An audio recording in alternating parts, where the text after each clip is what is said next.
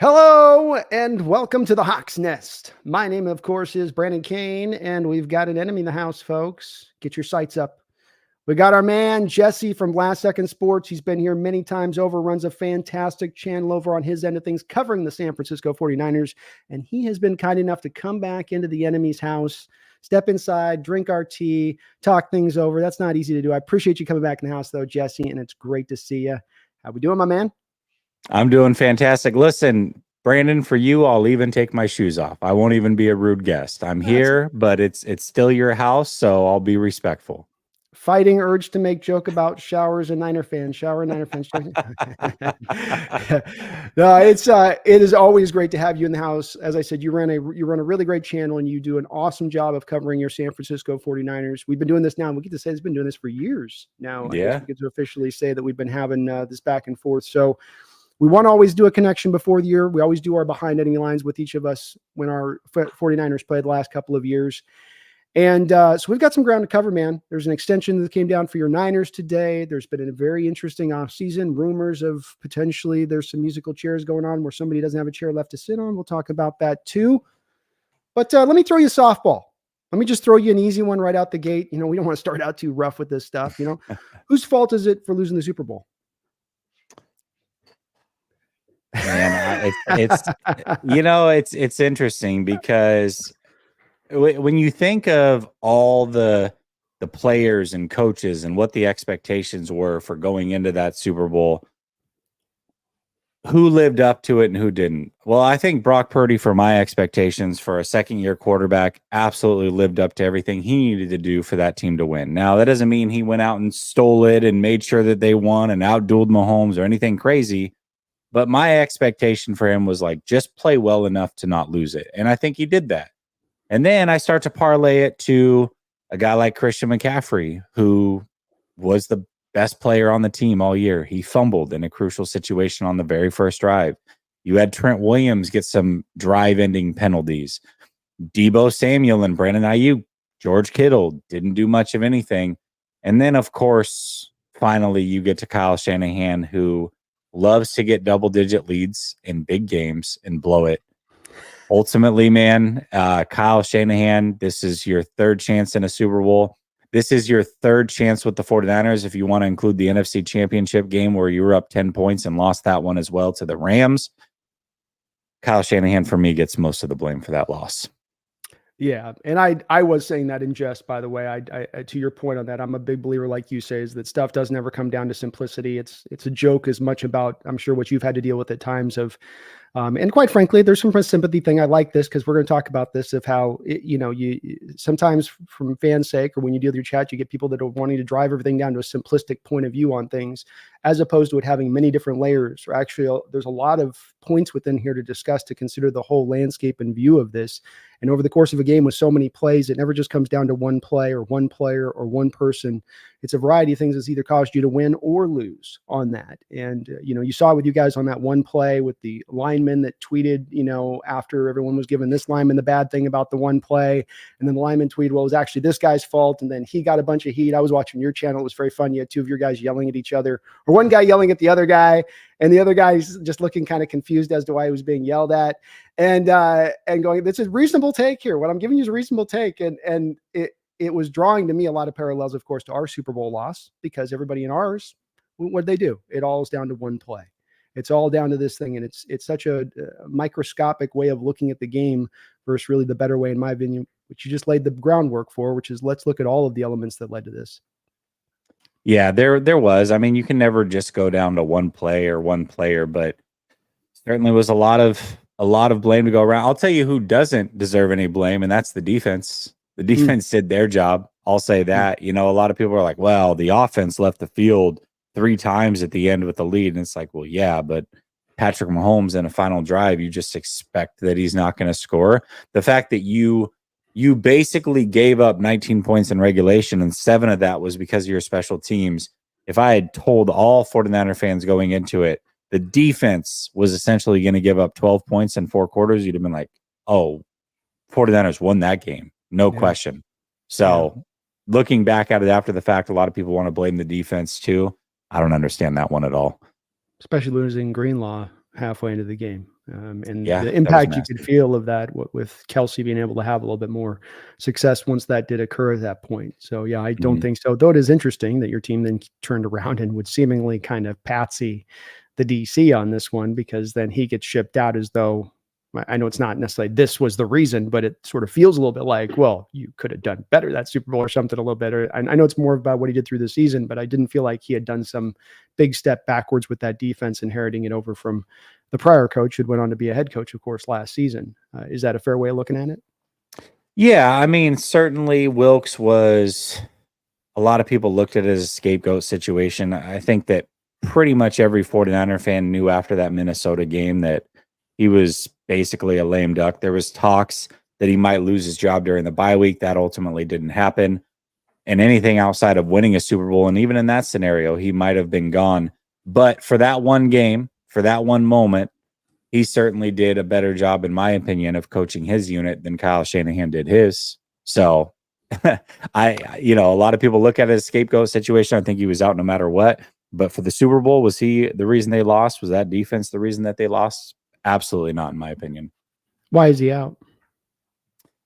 He's out because there just was a philosophy difference. I mean, he was asked to come in and run Shanahan's defense, essentially. It's not something he's used to doing. And he was unable to marry the defensive line with the secondary on a regular basis. And it led to some crazy wild calls and blown coverages at the worst times. The run defense was mediocre at times. And ultimately, I think the reason that he's out is because the players weren't buying into whatever it was that he was doing. Bosa seemed pretty happy that he was gone. The players just never really liked his personality fit. He wanted to call plays from the booth, ended up coming down from the booth because that's what other coaches had done in the past. It was a whole thing. I think Wilkes is a good coach. I think he was treated a little bit unfairly, but ultimately, if you aren't vibing with the players, then you're usually going to be the one to go. And that's what happened. Yeah. And it's part of the NFL, as a coordinator's go at a much faster, higher turnover rate than do the head coaches necessarily. So it's not the worst thing, especially as, again, you have had guys had to go on and get hired for head coaching jobs. So, it's not, these aren't, you're having to kind of deal with the tough situation just on the surface of it. And there aren't always grade A, perfect, ideal candidates out there. I did think it was funny when we were hearing rumors at times of Coach Carroll being, maybe they were totally fake, but we were hearing some, maybe of the Niners playing some little bit of like, so coach, you want to come on down here? Want to go and coach the Niner defense? I don't know if there's any truth to it. They've been asked and he reports it, but that was, I thought, kind of funny that they were going to, pivot from that one to that direction. Are you happy with the new DC? We'll see. Cool. I mean, it's kind of confusing. It is confusing. It seems like Nick Sorensen's a little bit of a figurehead. He was an ex-player. He's been on the team a few years. I think he's a guy that they like, but then oddly enough, they brought in Brandon Staley, who was a much better defensive coordinator than he was head coach. Let's be clear about that. But they bring him in to be the assistant head coach. Is he really the defensive coordinator? I think there's a lot of questions on who's really running what. It sounds like Staley is basically full-time helping out the defensive side. Is it his scheme and Sorensen's calling the plays? I don't really know what to expect. But I'll say this. I think a lot of Niner fans were out on Wilkes.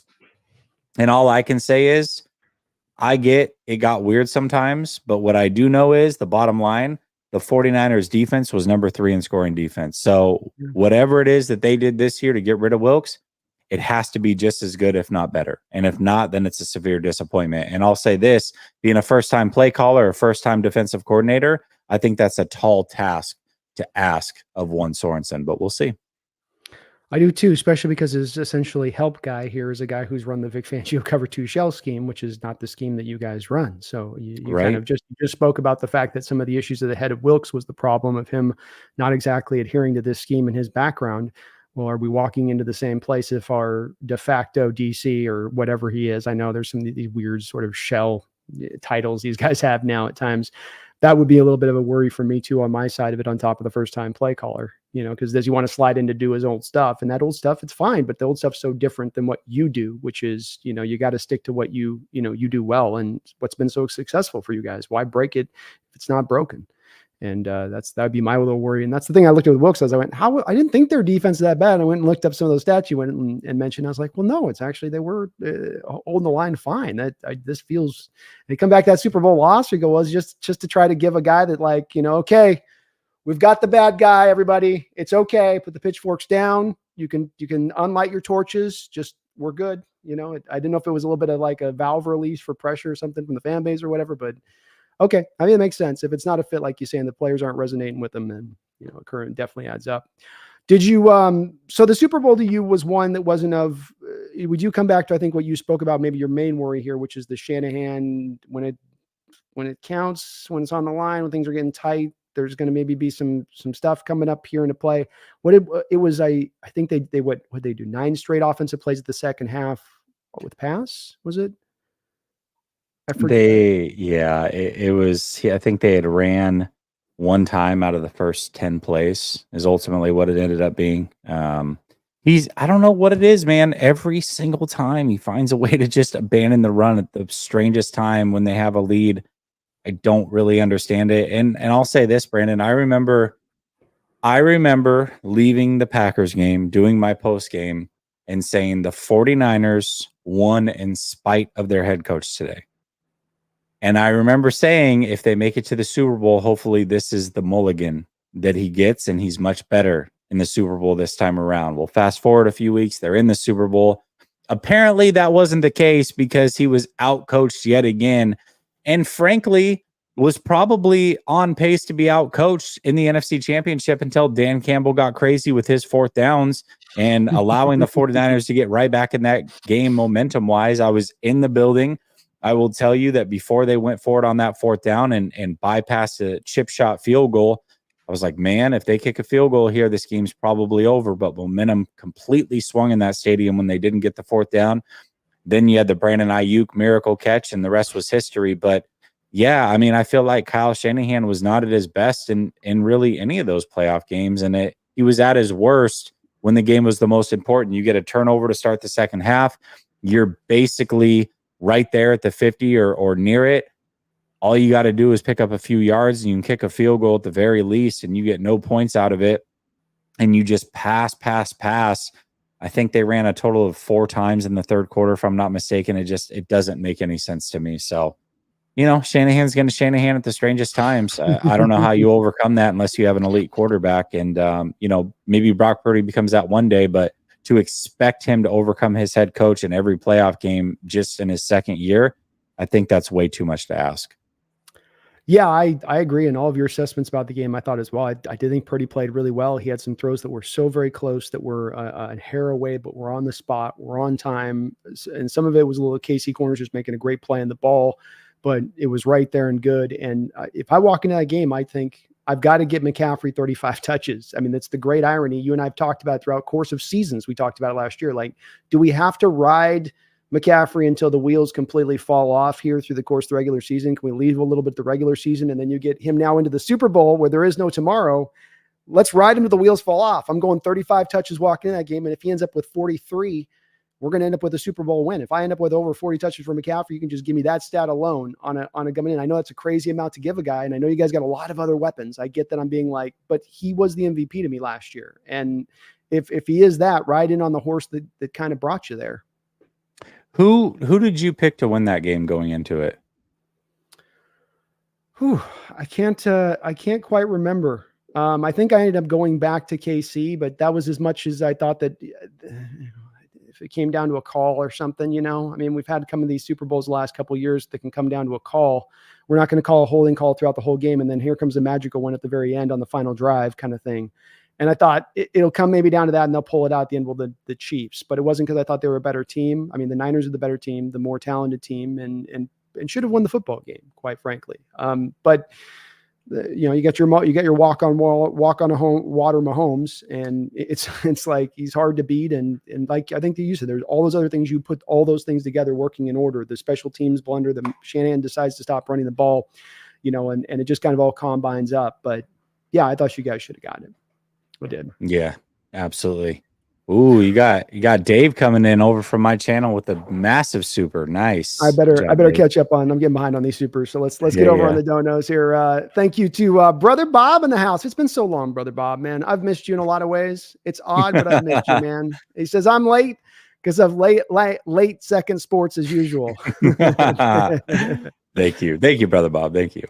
Appreciate you, Bob. Thanks for the 2. It's good to see you in the house, man. Dave Barclay in the house as well. He says, Jesse making us late again. This is on me, actually. I was talking to Jesse, and I stretched it out a little bit long before. We don't get a chance to chop it up, so we get a chance to talk it up. You lose track of time a little bit before the broadcast. But thank you, Dave. We got in. Better late than never on it. We eventually get in.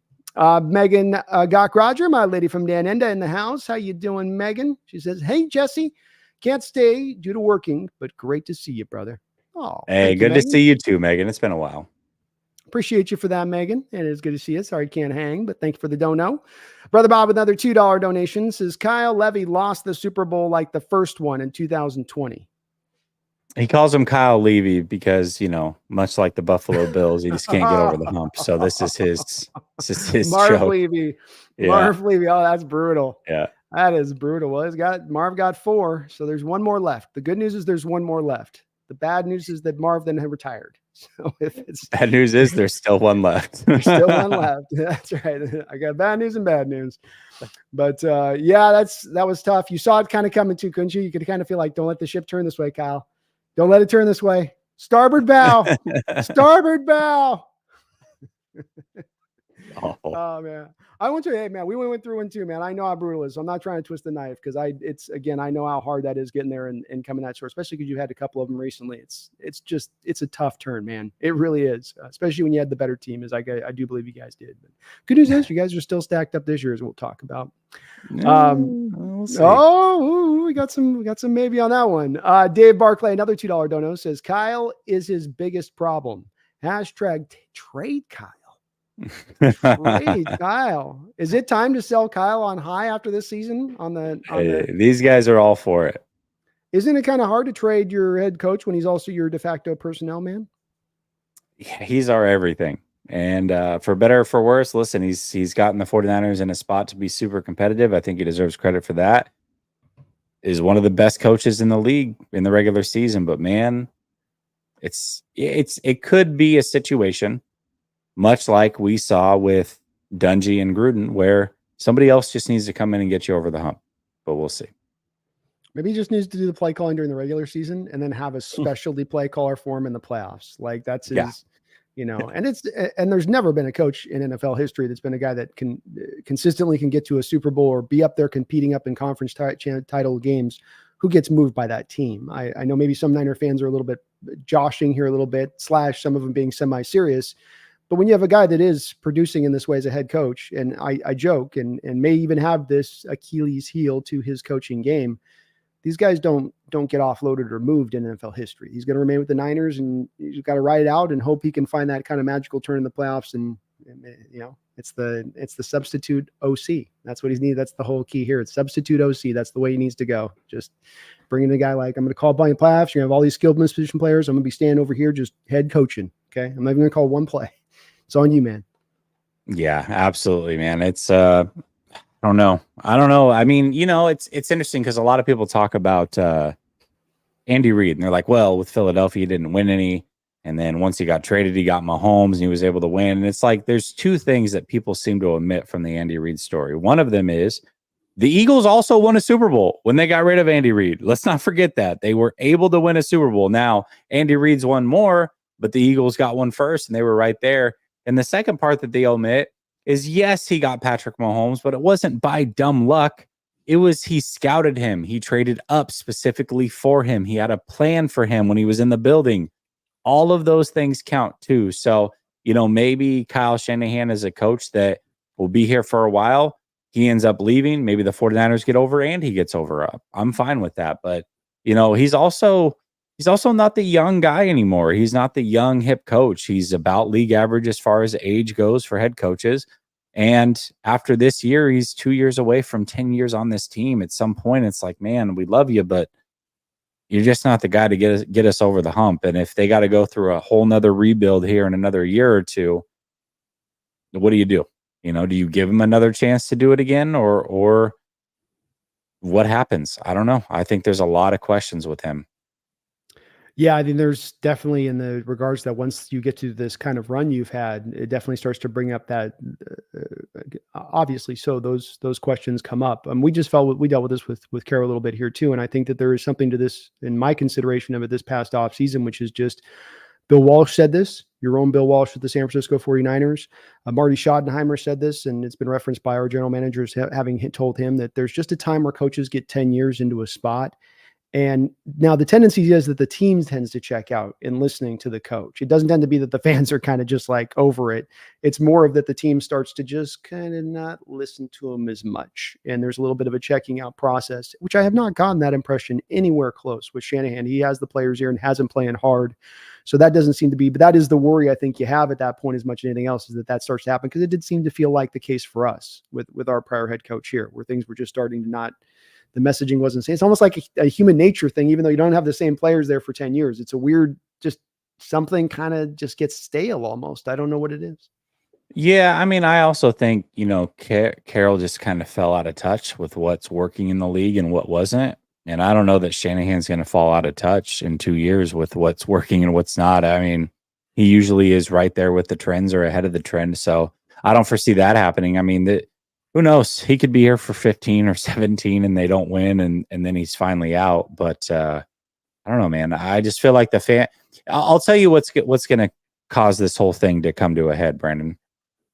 The moment that he throws Brock Purdy under the bus, if they pay Brock Purdy and then he throws Brock Purdy under the bus, I feel like the fans are going to side with Brock Purdy over Kyle Shanahan, and that'll be the first time that they've taken a quarterback's side over Kyle Shanahan. And Kyle Shanahan has this weird tendency to want to blame the quarterback as to the reason that he's not winning.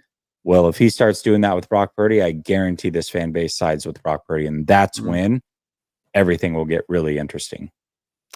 Yeah, and that's a decision probably coming down after next offseason for you guys as to whether or not to pay him or not. And the price of the quarterback is going up ever more by the day. I mean, we're going to have another two probably signed with Lawrence, and maybe Tua here in the next month or two, which is only going to push that price up theoretically into that spot. You and I have had a lot of talks about the quarterback position with Shanahan, and I think in both of our outlooks on this, it's that if you can give him a quarterback, this is why we liked Lance, is get him the guy to everything you just said, develop the guy. That's the part, the missing, develop the guy. It's the spot you want to lock into, and to get a guy that can take an offense and really let it sail, where you're not overcoming a little bit of the limitations at play. And I'm not an anti-Brock guy. I do think that when you have a guy limited, they take it to a certain length, and then they're leaning on the rest around them to kind of get them over in that spot of things. And I've always wondered with Shanahan, because he's gotten by with those guys through the years, if he could get the guy that finally is legit, what could happen? You and I have both wondered, and when that question is going to remain unanswered. And I think your points about Reed are salient ones. And I always like to say this: don't ever count on the anomaly. Don't ever count on finding the Neo from Matrix. That's a lot harder to do. And Mahomes is the modern Brady, basically. And to think that you're going to go and be able to find that guy or whatnot. And did it help Reed to get over the top from where was the Eagles of the conference championship? Maybe he got them to 4 conference championships. I think, they came very close. They just missed. Stuff happens. You can have that. It's the way the NFL breaks. Sometimes it isn't usually just always about that one guy, but you can't count on that. And so it's a hard road to go on, but I'll be keeping an eye out for that future point there, which is a year from now. And a lot will be depending on this year, because it seems like this year, you guys are not all in where you're pushing all the chips. I know I don't have as much understanding cap wise where you guys are. I looked a little bit where you're okay, $25 million today before the McCaffrey deal kicks in, which is a 2-year extension. You were negative 38 next year walking into today. How are things looking right now as far as this Niner cap situation goes? Yeah, I mean, right now, this latest move will put them at about, after they sign Pearsall and Logan Thomas deal comes in, they'll have about $30 million in cap space this year. Obviously, we know that they can roll that over to next year. That would be helpful. But they have 39 free agents next year and already walking in at or over the cap. Things are going to get interesting, man. This really might be it for this Niner team, at least as it's constructed now. I think they can retool quickly. Might be a down year before they're right back into it. And as long as Brock Purdy develops nice, then they'll be in a good spot. But I think this is it. This is the last ride for this team as it's built. Yeah, there seems like there's 2 contracts potentially here on the boat on top of that too, right? There's the Ayuk deal that comes down, and then there's the Brock Purdy deal and it's already weighted down below the waters, and you drop that on, you think in your mind, boy, how do you, even with money you roll over at that point, how do you make that work? You mentioned the free agents on top of it, and that's the way it looked to me on the outside as well. Not that this is going to impinge this year. It still this year can be strong as ever in so many ways. And I do like the moves you guys made in free agency this offseason with some of the value signings I think you guys got. But it is kind of into that, feels sort of into that final year of a, last ride until we've got to kind of turn this around and hit the reset, not full reset, but maybe a minor reset button on that one. Absolutely. Brother Bob, thank you for the $2 donation. He says this Sea Hag YouTube guy is better than Norb, but on that flag, I just can't say. I remember that bothered you last time, man. It really got to him. It's gonna be here forever, bro. It just starts getting bigger the more you look at it over the course of the stream too. That's the way that rolls. Dave Barclay with the $2 donut says, Brother Bob, hilarious. Thank you, Brother Bob. I think he's referencing Brother Bob's Kyle Levy comment there. And Dave, indeed, that's a good one. That's a brutal one though. That one hurts, man, because there's still one to come. There's still one to come. Four losses for the Bills back to back. Dude, I don't even want it. No thanks. Yeah. Imagine being a YouTuber back then, just by the 4th one, just you look like a guy coming back from Nam, 10,000 yard stare, and just I've seen things. I mean, listen, you go back to the Harbaugh era, it really feels like the 49ers were the second best team in six like the last 15 years or so. So it's heartbreaking as is. I mean, even when we lost the NFC Championship, we were losing to the team that's winning the Super Bowl, so yeah, it's not, it has not been easy. No, it never is. And one was brutal enough for us. We've had 2 in my lifetime in the Super Bowl losses, and those have been just hard enough. I mean, those still hurt. You still wake up on those ones going, oh, we could have done better. Brother Bob, thank you for another $2 dono. He says, Megan, how about Sea Haggard? Yeah, that's better. Thanks. Brother Bob's colorful, Megan. You gotta let Brother Bob. You gotta let the colorful man go. I can't believe you made that man a mod. I can't believe it. Had to do it, man. My God, what have you done? It's like let the chaos just break out. You were so worried about whether or not you could. You never thought about whether or not you should. Thank you, Brother Bob. Dave, as Jessie said, with a monstrous $50 donation. Appreciate you for that, Dave. He says, Megan, yes, sports fans talk crap to each other. We also throw money around to support these guys. You're the moderator. You're too sensitive to do that job. It's okay for you guys to spout at each other, but we can't. Okay. Yeah, this is a day I'd say, just to Dave's point on this, and I want to say this to my chat with it. Look, we've got on a day we're going to have Niner fans in the chat and everything else. It's going to get a little bit wild in my chat. So we got to kind of roll with that on both sides. I think on Jesse's and mine's end of it, we know they'll be fighting, whatever. It's going to be the nature of the beast, I think, when it comes to this rivalry, is you're not going to be able to keep things in a place. So yeah, we're good and steady on that, Dave. I think you're coming from a good place on that, where it's, this isn't every week. We all have this on all of our shows every week. So these are special occurrences, and I don't think there's a way to dial it back. That's the name of the game here and the intensity front of things. So thank you. Well, hey, that's the other thing too, is I'm not streaming this to my audience, but I did do a show earlier and I asked these guys to come over. And they're also going to make sure that they are hooking it up over here and doing a good job. And Dave and Brother Bob are coming through in the clutch. So appreciate you guys for helping Brandon out here. Well, I'm very, showing us some hospitality. You guys are amazing with those donos. And I really do thank you guys for that on it. And we sometimes have, as we've grown, and you guys see too, we get sometimes the Megan with it. She's got to be on it with the people that come in, where we get some, as you said, the bigger you get, the more you get the people coming in there kind of out of pocket at times. But you guys aren't in any way. Brother Bob, you're included in that. I give you a hard time, man. But I love you, bro. Love you guys. And I thank you guys for that donation and support. You guys are amazing for it. So, yeah, when we got days like this, if it's Niners and Seahawks fans, it's going to be cats and dogs, and they ain't living together. It's going to be fighting and going back and forth. So the nature of the beast, right? The nature of the beast. You're awesome, though, Dave. Man, you were awesome for that donation and support, man. Thank you so much. I didn't know you weren't streaming this to your Nope. This is all you, man. This is all you. Well, I appreciate you on that. Dave, thank you for another $2 donation. He says, I do love these shows. And then he says another $2 donation, one more left. And then $100 donation. So thank you. My goodness, my man. Hey, let's tip of the cap to the Niner fans showing the love coming in the house tonight. You guys always bring it in that way. And that's why I love, I don't love just for the, not the donos part, but I do love the fact that this rivalry, as me and Jesse have talked about so often, Dave, is as heated as it is, because it is, in my opinion, still one of the better rivalries. We've not been up there to match your guys' pace. I'll own that. You know, we've been a little bit on the short bus recently. Okay. But we're taking off our helmet. All right. We're putting on our big boy pants. We're about to step up to center stage here. So those days are about to be done. But Dave, $150, $170 in donations today on the channel. I really do appreciate on you. And he says, apologies, Megan. I just like the fair. But yes, trade Kyle. Ask who to replace him. Almost anyone with this cast. But I loved Harbaugh, and Harbaugh was not our issue in Super Bowl like Kyle is. He quit running Mostert and Debo in 19 and then quit running this year. Well, I always say with this, man, $100, $150 was not enough just to say thank you on that, Dave. I really do appreciate it. Thank you too for the energy you bring in the chat. I love this, man. This is the passion you get too. It's just, I dig it. So his thinking on this, let's unpack it. I mean, so kind for you here. So trade Kyle, there's a feeling, and if I'm to pull a little bit from Dave on this, of that maybe within the fan base, he's got this stacked crew. I can roll. We could roll with a variety of coaches who could potentially take this crew farther. Yeah, I mean, I don't know if I necessarily subscribe to that one. Dave's a little heavy-handed with it for sure. He always is. But I personally, I think there are some coaches I would be intrigued by. Here's the thing. Kyle does deserve a lot of credit. I've said it before. If the defense has been good, he's the head coach. He's not the offensive coordinator. I know he calls the offensive plays, but he is the head coach of this team. So if the defense has been great, and that's the reason why they're winning, well, he deserves credit for that because he is the head coach. He's not just the offensive coordinator.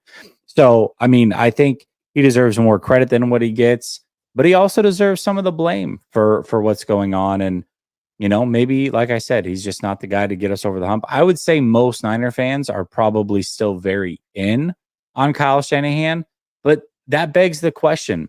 Kyle Shanahan, out of his own mouth, many times has said, this is the best roster in football. Well, if you have the best roster in football and you're not cashing in, where is the problem coming from?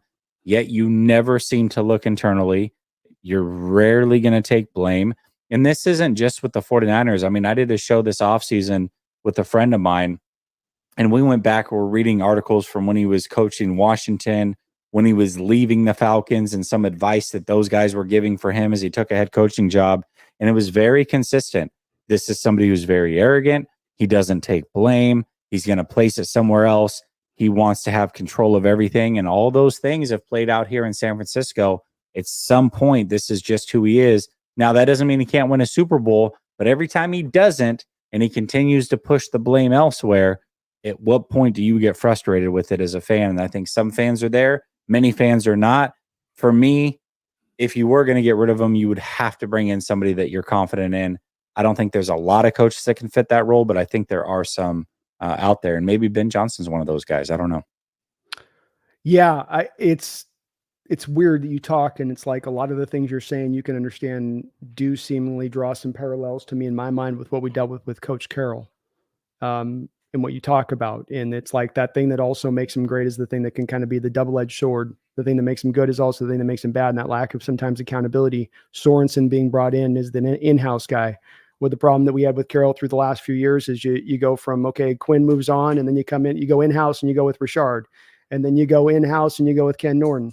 And then you go in-house and you go with Clint Hurt. And none of them are working, and you're spinning through of them, as opposed to bringing the outside guy in, the smartest outside candidate in, because you're wanting the guys that are essentially going to kind of just heel toe it with what you tell them to do, as opposed to getting the variety of different outside ideas to collectively kind of bring it all into play a bit. And I think that's a kind of a valid concern to have a little bit when it starts to go that way, especially as you hear the rumors with him about the control that he has on the personnel side of it. Again, a thing that comes back with Coach Carroll for years, where he also had that kind of personnel control over the top of even Schneider, and it didn't always seem to be for the best.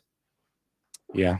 Absolutely. He does. I mean, everything runs through him. The buck stops with Kyle Shanahan. For good, for bad, it all stops with him. So two names then. Let's go. Let's pivot this year. This year, something happens. Okay. Maybe they go to the Super Bowl losing, or they don't, just fall out. They have the Super Bowl loser curse thing hits where, injuries mount, tired bodies, can't quite get back up to snuff. if they get to that stage, would you be at a place of saying that, hey, your options might be a Coach Carroll or a Belichick instead of the Ben Johnson young guy as a thing? Because that's the way to theoretically pivot here. Is you're going from this end to that end.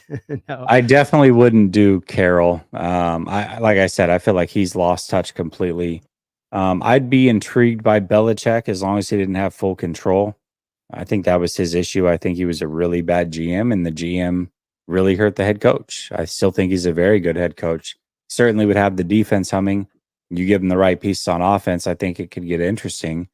So I would be intrigued by that. I think Dave's on it, though. You don't just fire Kyle, you trade him. You see what you can get for him. I'm sure multiple teams would give up something good. You know what I mean? So that's a minimum first and a third, at least. Yeah. So, I mean, that's always helpful. I would prefer to take my chances with somebody like a Ben Johnson. But, man, if you told me the 49ers came up short again this year, and then we're kind of in a retool stage, but could go get Belichick and then get a first and a third for Kyle, be hard to say no to that one. That would be tough. That's interesting, though, that you say. It does speak to the door being cracked open on this a little bit from your perspective, Jesse. Not that you're kicking it open, but that it is cracked. And yeah, I mean, I don't think it's cracked on the Niner side of things, but me, I'd listen.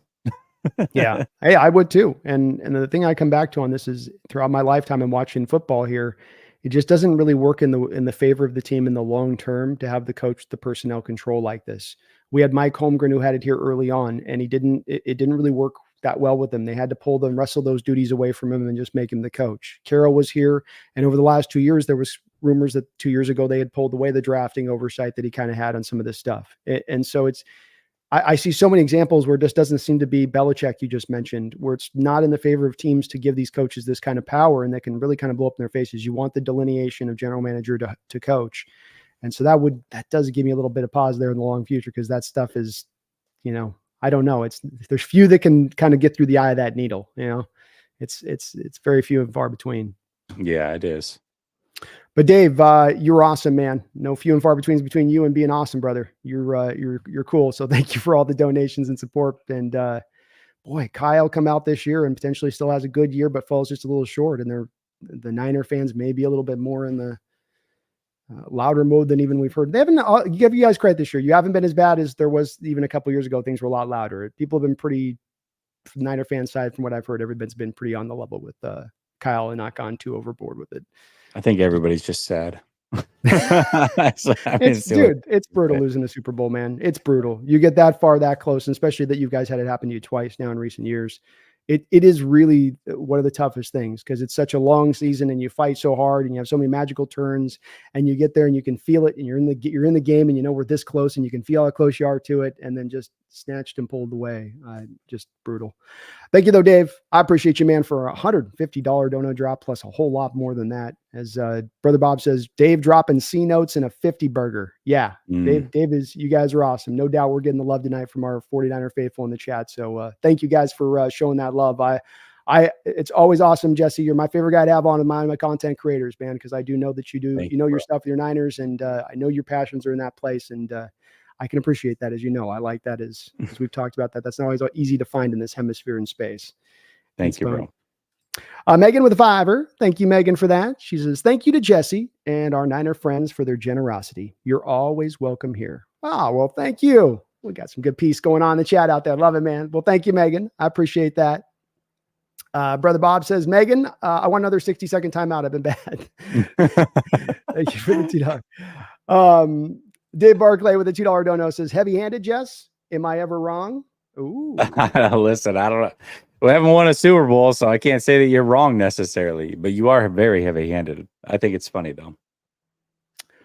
I know when you get those gut instincts, Dave. I've had a couple of these in regards to my team. It's not that they pop up at every turn, but you get your general certain things about it, that every person's kind of different in this, that you feel this way about this team, and for instance, I'll give you this, like we've got a certain contingent of our Seahawks fan base that looks at DK and goes, oh, yeah, should we do like the Tyreek Hill Chiefs DK thing? We'll trade him in Miami, we'll get our assets, and we'll go draft a receiver. There's receivers in every draft, and then we're going to go, and you're just like, shut the hell up. Shut up. Shut up. And so, but you get the gut, like, no, he should be here. There's a guy, I'm happy with this guy. And so I do get it where you get those gut instincts. And when the guy's done it 3 times over on in the biggest stages, and it's happened in the same fashion 3 times over, you do wonder about that Achilles heel. You do wonder, is this just a thing where stuff gets a little bit tight? And it doesn't help when he had like that interview a couple days before the Super Bowl and he was like, seemed kind of bombed out of his mind. I don't know. Maybe, did you get to see that? Listen, I talked about it. I tried not to make too big of a deal of it because I know that some fans are just going to give him all the leeway in the world. And if they had won, then it wouldn't have been anything. But to me, it was something. You're on the clock. You're on the clock at that point. You're in front of the world and you are blitzed a few days before the Super Bowl. What kind of tone does that set for your team, man? I don't know. I didn't like the optics of it, whether it meant anything or not. I'm not saying that him getting blitzed on a Monday is the reason why they lost the Super Bowl on a Sunday, but the optics aren't great. I'll tell you that. They aren't great, and I was not a fan of it. Yeah, that's how I felt as well. And I was just like, ooh, I don't want to give it too much, but at the same time, it's like it is kind of something, isn't it? It's not nothing at the other side of it. So,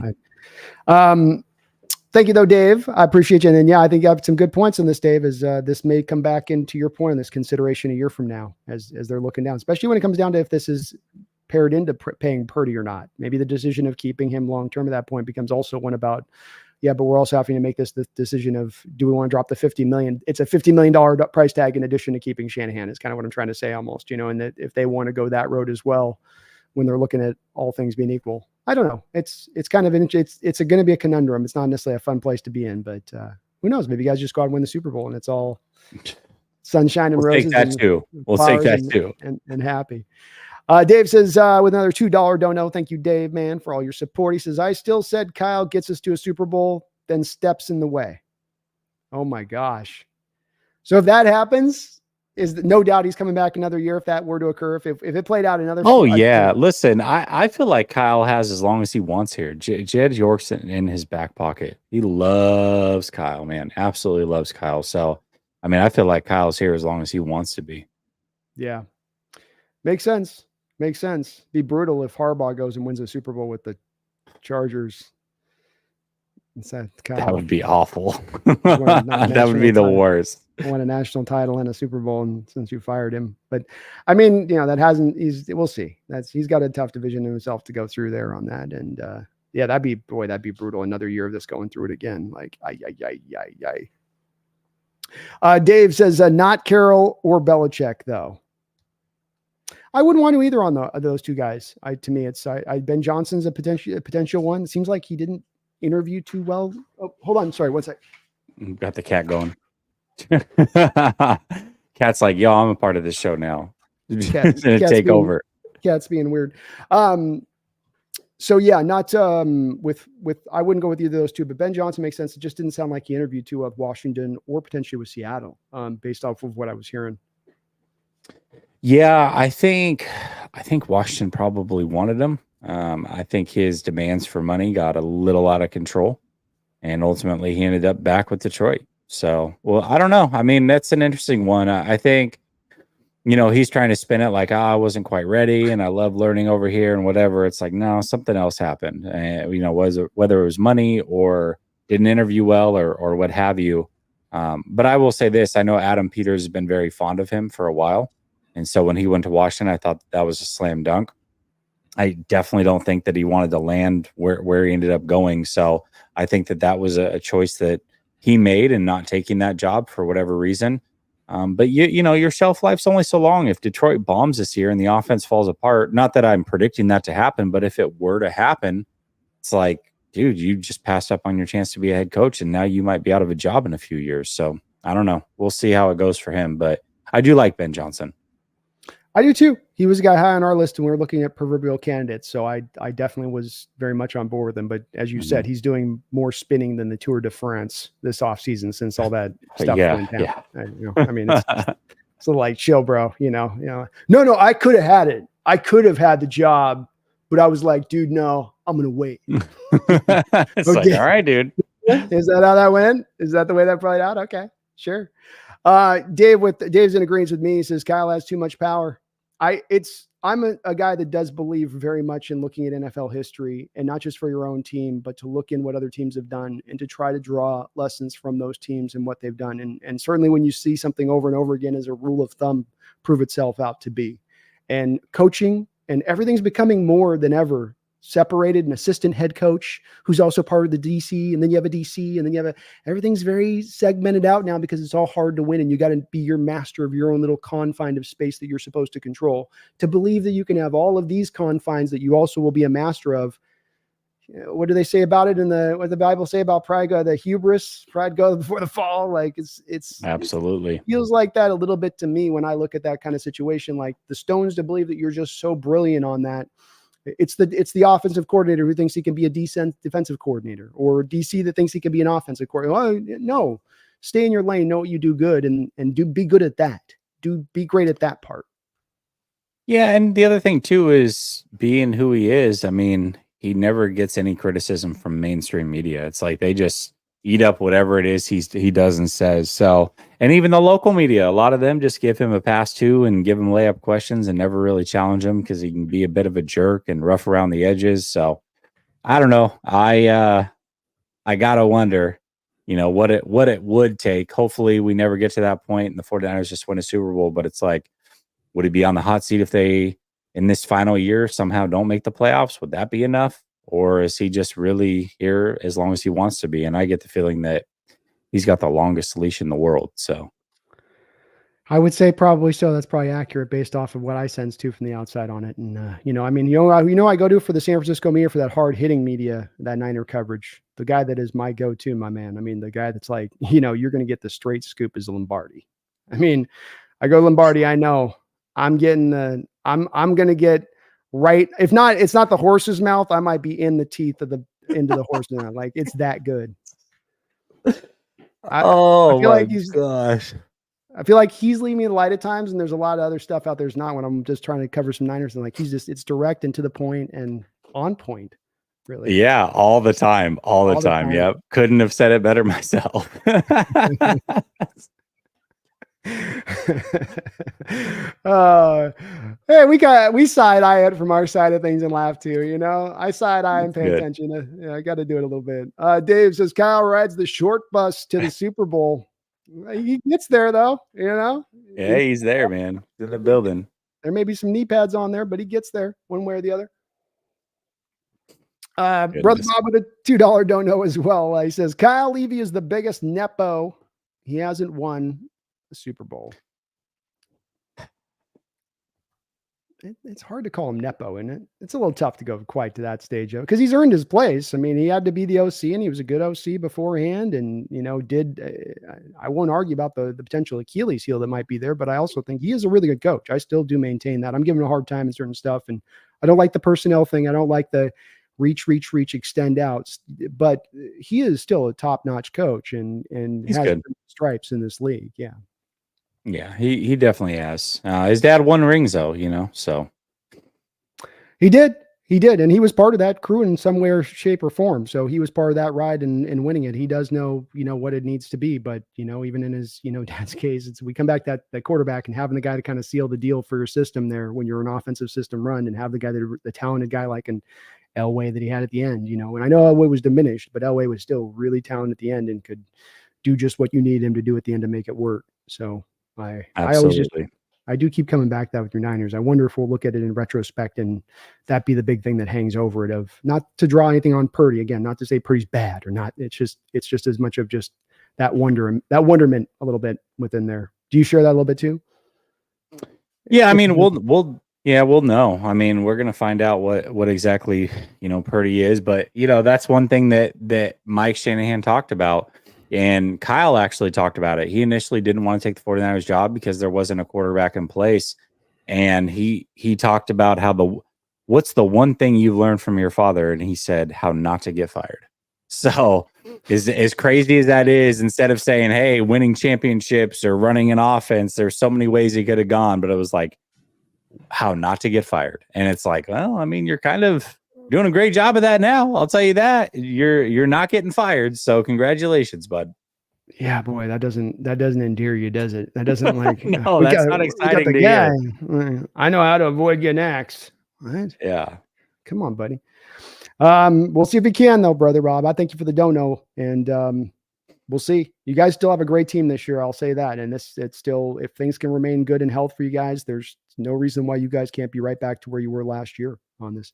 Got my mom in the house. She says, love the charisma and conversation, J and B. Great team. Wow, thank you. Always love it when the mom comes in. Love you, Mom. Deanna. Good to see you in the house. Holiest hand grenade. Thank you for the $5. He says 3 guarantees in life: death, taxes, and Kyle blowing Super Bowls. Dude, I can't even argue it at this point.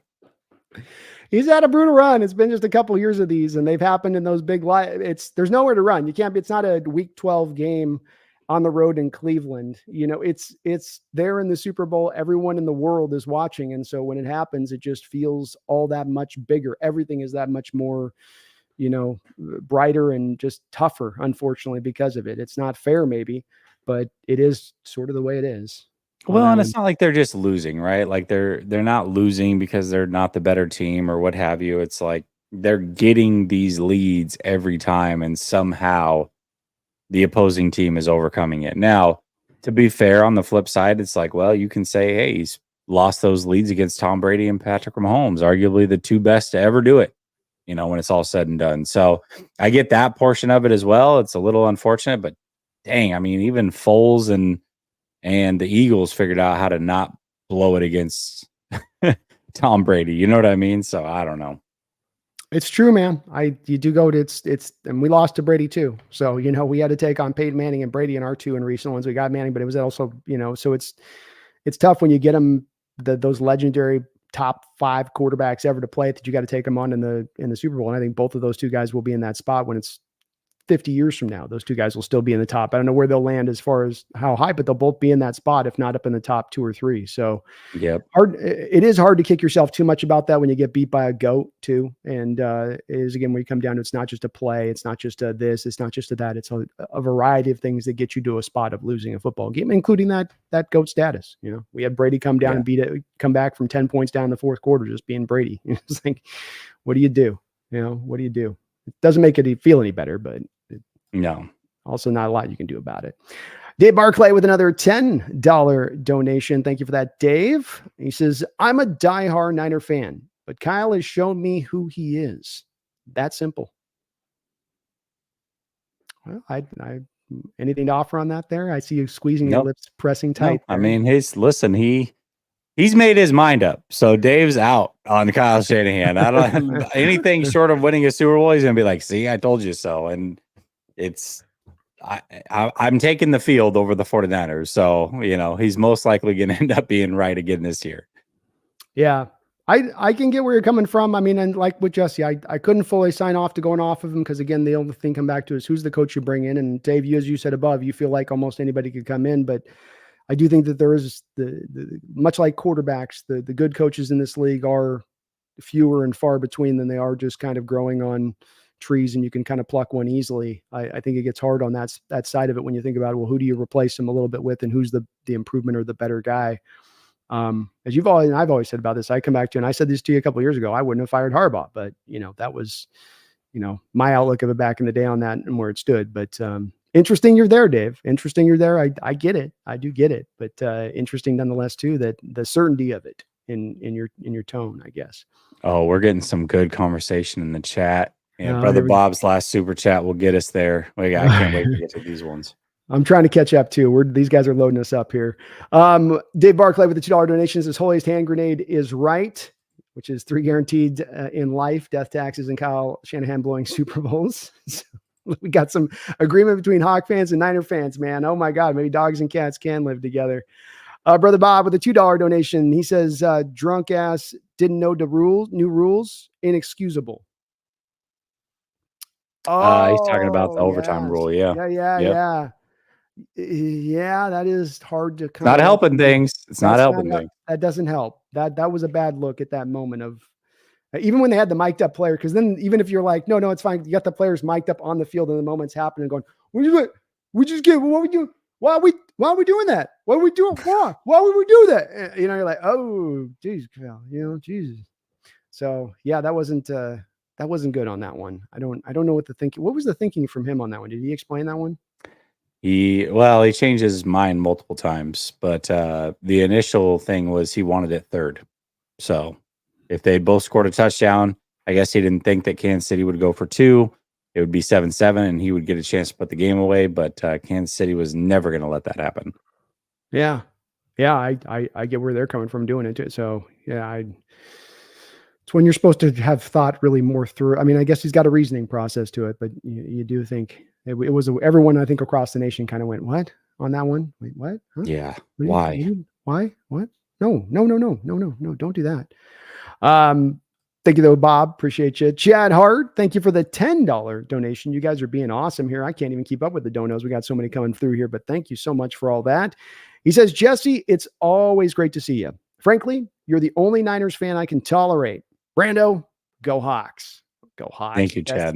And I do agree with you. And if I haven't mentioned this already, folks, please do. I believe I have it linked down here in the description link section below, which is if you want to go to Last Second Sports or just click down the description link, the section below, go to the channel, sub on up to Last Second Sports. That's what we do here for folks that are kind enough to spend the time Jesse is spending here in his off season. It's summertime. He's got a family. He could be out raising his children right now. In fact, he's going to have to make up time after this, and he's doing that for us. So yeah, I do show him the love over there on his channel and his side of it. And we'll be doing this as well twice during the years once we turn back around and get into the season, into the year. Absolutely. But thank you though, Chad. I appreciate you for that $10 donation, and go Hawks, man.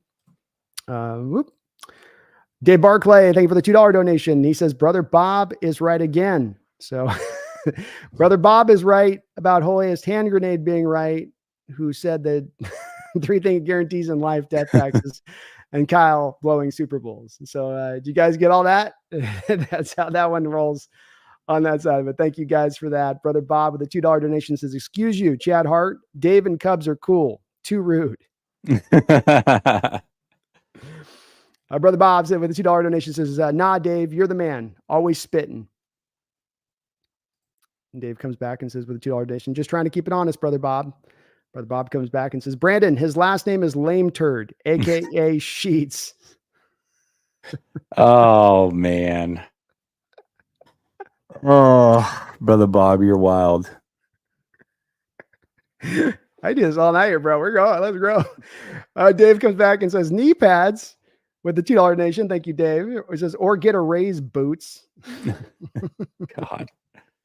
Is Kyle short? Yeah. No, Kyle's pretty tall, man. He's pretty tall. I think he's like 6'1", 6'2". He was a receiver. He's wiry. He's got a little. He's wiry. Yeah. Brother Bob, another 2 says, only thing Kyle Levy came in first is the race to do. I can't even see what it is. Yeah. It's an egg emoji, 100%. I think he meant poop. I don't know. So like, yeah, maybe crap emoji is, I think, what he was trying to hit there. Yeah, I don't know. Here we go. We got some good questions coming up here. I like these ones. Here we go. Thank you, Brother Bob, for the $2 donation. Says, so, Brandon, you're a general manager. Would you take Brock or Geno? Oh, it's a fantastic question. It really is. I would take Geno, and I'd have a variety of different reasons for this. I think that Brock Purdy is in the perfect offense with the perfect coach for him. I think if you put Brock Purdy on 31 other NFL teams, I don't think that he comes close to the production that he's produced over the last couple of years. And I think that there's something telling within that. It doesn't mean that it's horrible and he's not the right quarterback or that he can't bring you a Super Bowl championship. I believe he can. I'm also a believer, though, that it doesn't take the superhero quarterback to go win you a Super Bowl, that you can build a team that is a great team around that quarterback and they can do it. As Jesse said at the top of this show, it wasn't Brock that cost you the Super Bowl, i.e. it wasn't Brock's limitations that cost you the Super Bowl. And I'm a believer in this. And we did it 10 years ago. We went to back-to-back Super Bowls. Was that with Russell Wilson playing as a top 5 quarterback in the sport? No. He was a game manager with ultra mobility. It was, and then people go, well, yeah, but you had the legendary defense. Yeah. We also had Marshawn Lynch and Russell doing what he was doing. And it was all working together. That's the point of building the super team, is you can afford to build the super team when you're not paying the quarterback. And to the heart of Bob's question, You're going to have to pay Brock in a year from now. If I traded for Geno to Brock now, I got to pay him in a year from now. Guess what Geno's done over the past 2 years since his contract extension when he won Comeback Player of the Year? Took a discount. Did that thing that there's only 2 other quarterbacks in this sport that have been willing to do, in my opinion, over the past 2 years, being Patrick Mahomes and Tom Brady, take less than they ultimately could get on the open market. Geno was the 17th highest paid quarterback in the NFL last year. He's due to be probably somewhere around the 15th to 16th highest paid quarterback this year. The value is phenomenal, and he took a great deal, an incentive-laden deal, so the team didn't have to pay everything up front to get this done. Part of that's the value and what he brings to the position from it. So I'm consistent on this. I think Brock can win you a Super Bowl. I think Geno can win you a Super Bowl. I do like Geno better because Geno's capable of doing more from the position than Brock is able to do. Geno, the last 2 years, has not been set up for success. Let's be ultimately clear about this, and I'd love to hear your thoughts on this, Jesse, because this is part of some of the issue at times in the Seahawks universe and having the discussion about Geno Smith is how he is or isn't good. First year he started out there with 6 rookies.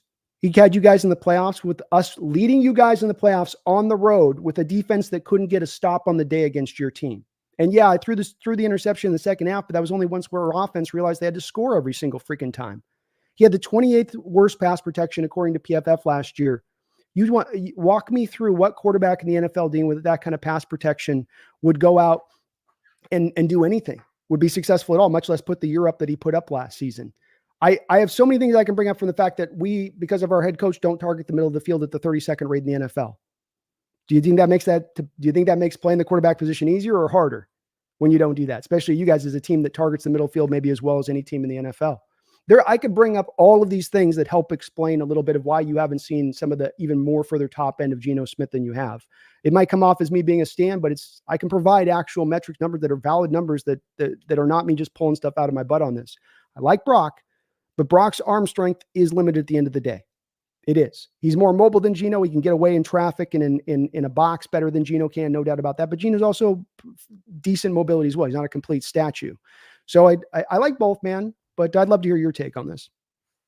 Yeah, I mean, who am I just taking in a vacuum? I would take Brock because he's younger, and I don't know that the ceiling's been reached. And I also, to be fair, right now you're not talking about either guy being a guy who's carrying a team. If I were to put Brock on Seattle last year, I still believe they don't make the playoffs. There was a lot of problems in Seattle that Brock wouldn't have been able to overcome. You put Geno on the 49ers, I think they do make the playoffs. Do they make the Super Bowl? I don't know if I would go that far. But, I mean, there's some things to like about Geno. I don't think he's as bad as he showed last year. I also don't know if he's as good as he showed the year before. I mean, maybe the truth lies somewhere in the middle. And I think that there are a lot of quarterbacks in this league that you can put on the 49ers, and they would still be a very good team. I think all of that is true. But like I said, in a vacuum, if I had to choose one, give me the guy that's younger, that I still don't know the upside. But if the choice is Brock at $50 million or Geno at 25, give me Geno. That's that. And that might be the reality of the situation. So, I don't think that the difference between Brock and Geno is worth double the pay. I will say that as well. So, player for player, give me Brock, but for the cost, in 2 years, I might say Geno. I don't know. Completely fair evaluation. Absolutely is so. And I am a little bit higher with it just because of some of these factors that come into play. And there's so many of these elements when you looked at the prior regime and coaching staff, from how we ran the football and our lack. We've talked about it, the lack of you. Oh, trust me. The Seattle was I take a lot of crap from my chat because I thought that Seattle was a team that was going to compete with the 49ers last year. And I think that they had all the defensive personnel to really give Brock fits. But what I didn't account for before the season started was how bad that coaching was going to be. And we talked about it both times we met last year. I talked about it all through the season. And I'm excited to see what McDonald brings to the table. My son's a Ravens fan, so I watched McDonald very closely. I've watched the Ravens very closely. We know what his defense was able to do to Brock Purdy on Christmas night. So I think, and I don't think it's a talent issue in Seattle. I really don't. I think you go player for player.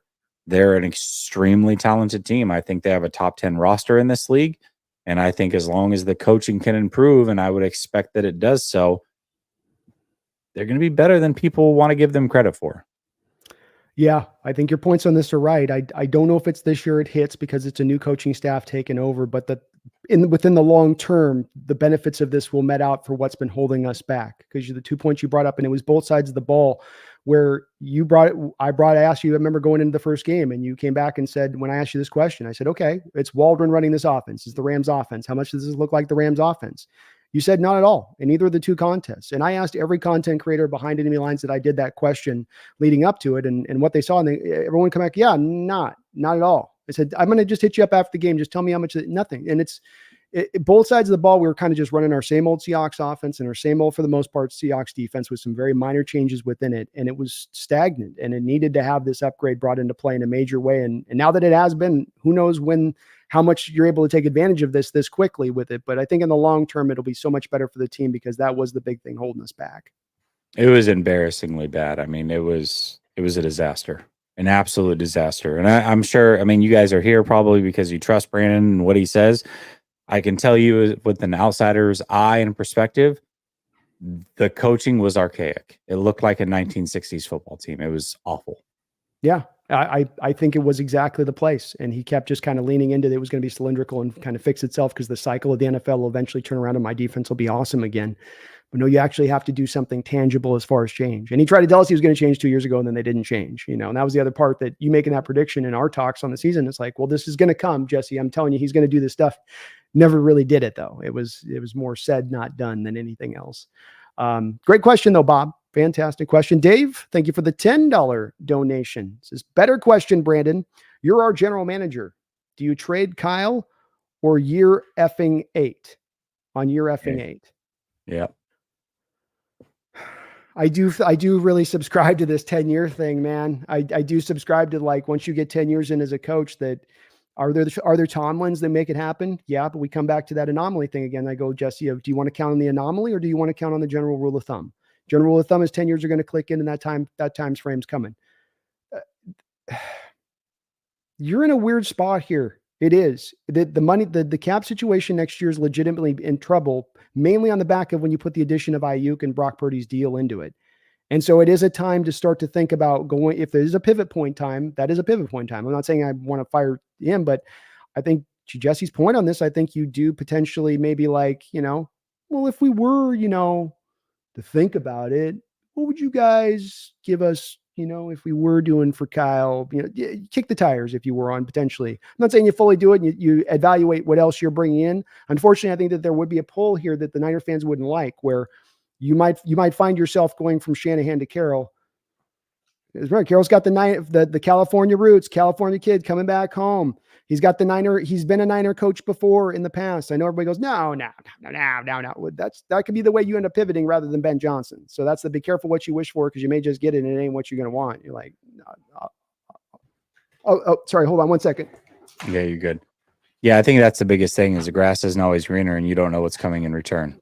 And so it's like, if you don't know what's coming in return, that's the hard part. That is the hard part. And that was the big thing with us this year, the offseason, with our fans that didn't want Carroll, of course, is they said, well, be careful, who are you going to get instead? And the whole thing with that is that my thing was like, we've kind of hit rock. It's not you guys we're not going to conference championships here. We've kind of hit rock bottom, and there's not really anywhere to go up. The next guy coming in can't be much kind of where we're at, worse, like you called it, archaic 60s style. That's kind of how it does feel. It was bad. It was very bad. Thank you though, Dave. I promise you guys, we will catch up on these donos. We're hauling through on them. We got a lot in here. Brother Bob says, great question, Dave. Cubs get credit for my last supper. Super, I think. Super chat. Cubs. Oh, he's saying Cubs gets credit for his last super chat. I think he asked the question and then he just donated it. Oh, okay. I think I got that. Thank you though, Bob. Appreciate you. Hand grenade, thank you for the $2 donation. It says one thing we can all agree on: F the Rams. F the Rams is right. Yeah. I think we can all agree on that. F the Rams every way, shape, and form. And another team that's coming down the line on this, and this could affect a bit of the Niners' outlook of this, is our development and the Rams' development on making that decision next year about where you guys want to be and what you want to do next. I think that the Rams are still, everybody liked to say a couple of years ago that they could just charge the credit card, Jesse. And I've maintained for a long period of time, no, you can't. And the evidence of this is going to be the Donald contract and how it hits from the next 2 years, because it's still next year in 2025. I believe there's still $37 million of dead money on the books. So that price to pay for today does come into tomorrow. Yeah, definitely. They've done a good job of pivoting though, and I think the Rams are very formidable. I think, even with Aaron Donald retiring, I still think that their roster top to bottom is better. And I think Stafford's the best quarterback in the NFC. So if he's healthy, they're going to be a tough team to beat. Agree. I saw the guy put this up the other day. Do you agree with this? And I kind of found myself kind of agreeing with it as well. And I was kind of not as big on Stafford prior to coming to the Rams, but he's really won me over, which is that he's essentially you put him in a better environment and he could have gotten further than a guy like Rodgers did. You were talking about CJ Stroud was talking about this. Stroud was talking about that. I think there's something to that, I think, a little bit. Wouldn't you say? Yeah, maybe. I mean, listen, Rodgers was dealing with some pretty bad defensive coaching and defenses over there for a while too. I think you're talking about two players that are supremely talented. I think CJ Stroud's a sharp kid. I think he's a sharp young man, I should say, and hell of a quarterback in the making. Stafford gets slept on. I definitely agree with that. I don't know if he would have won rings that maybe Rodgers didn't though either. So I don't know.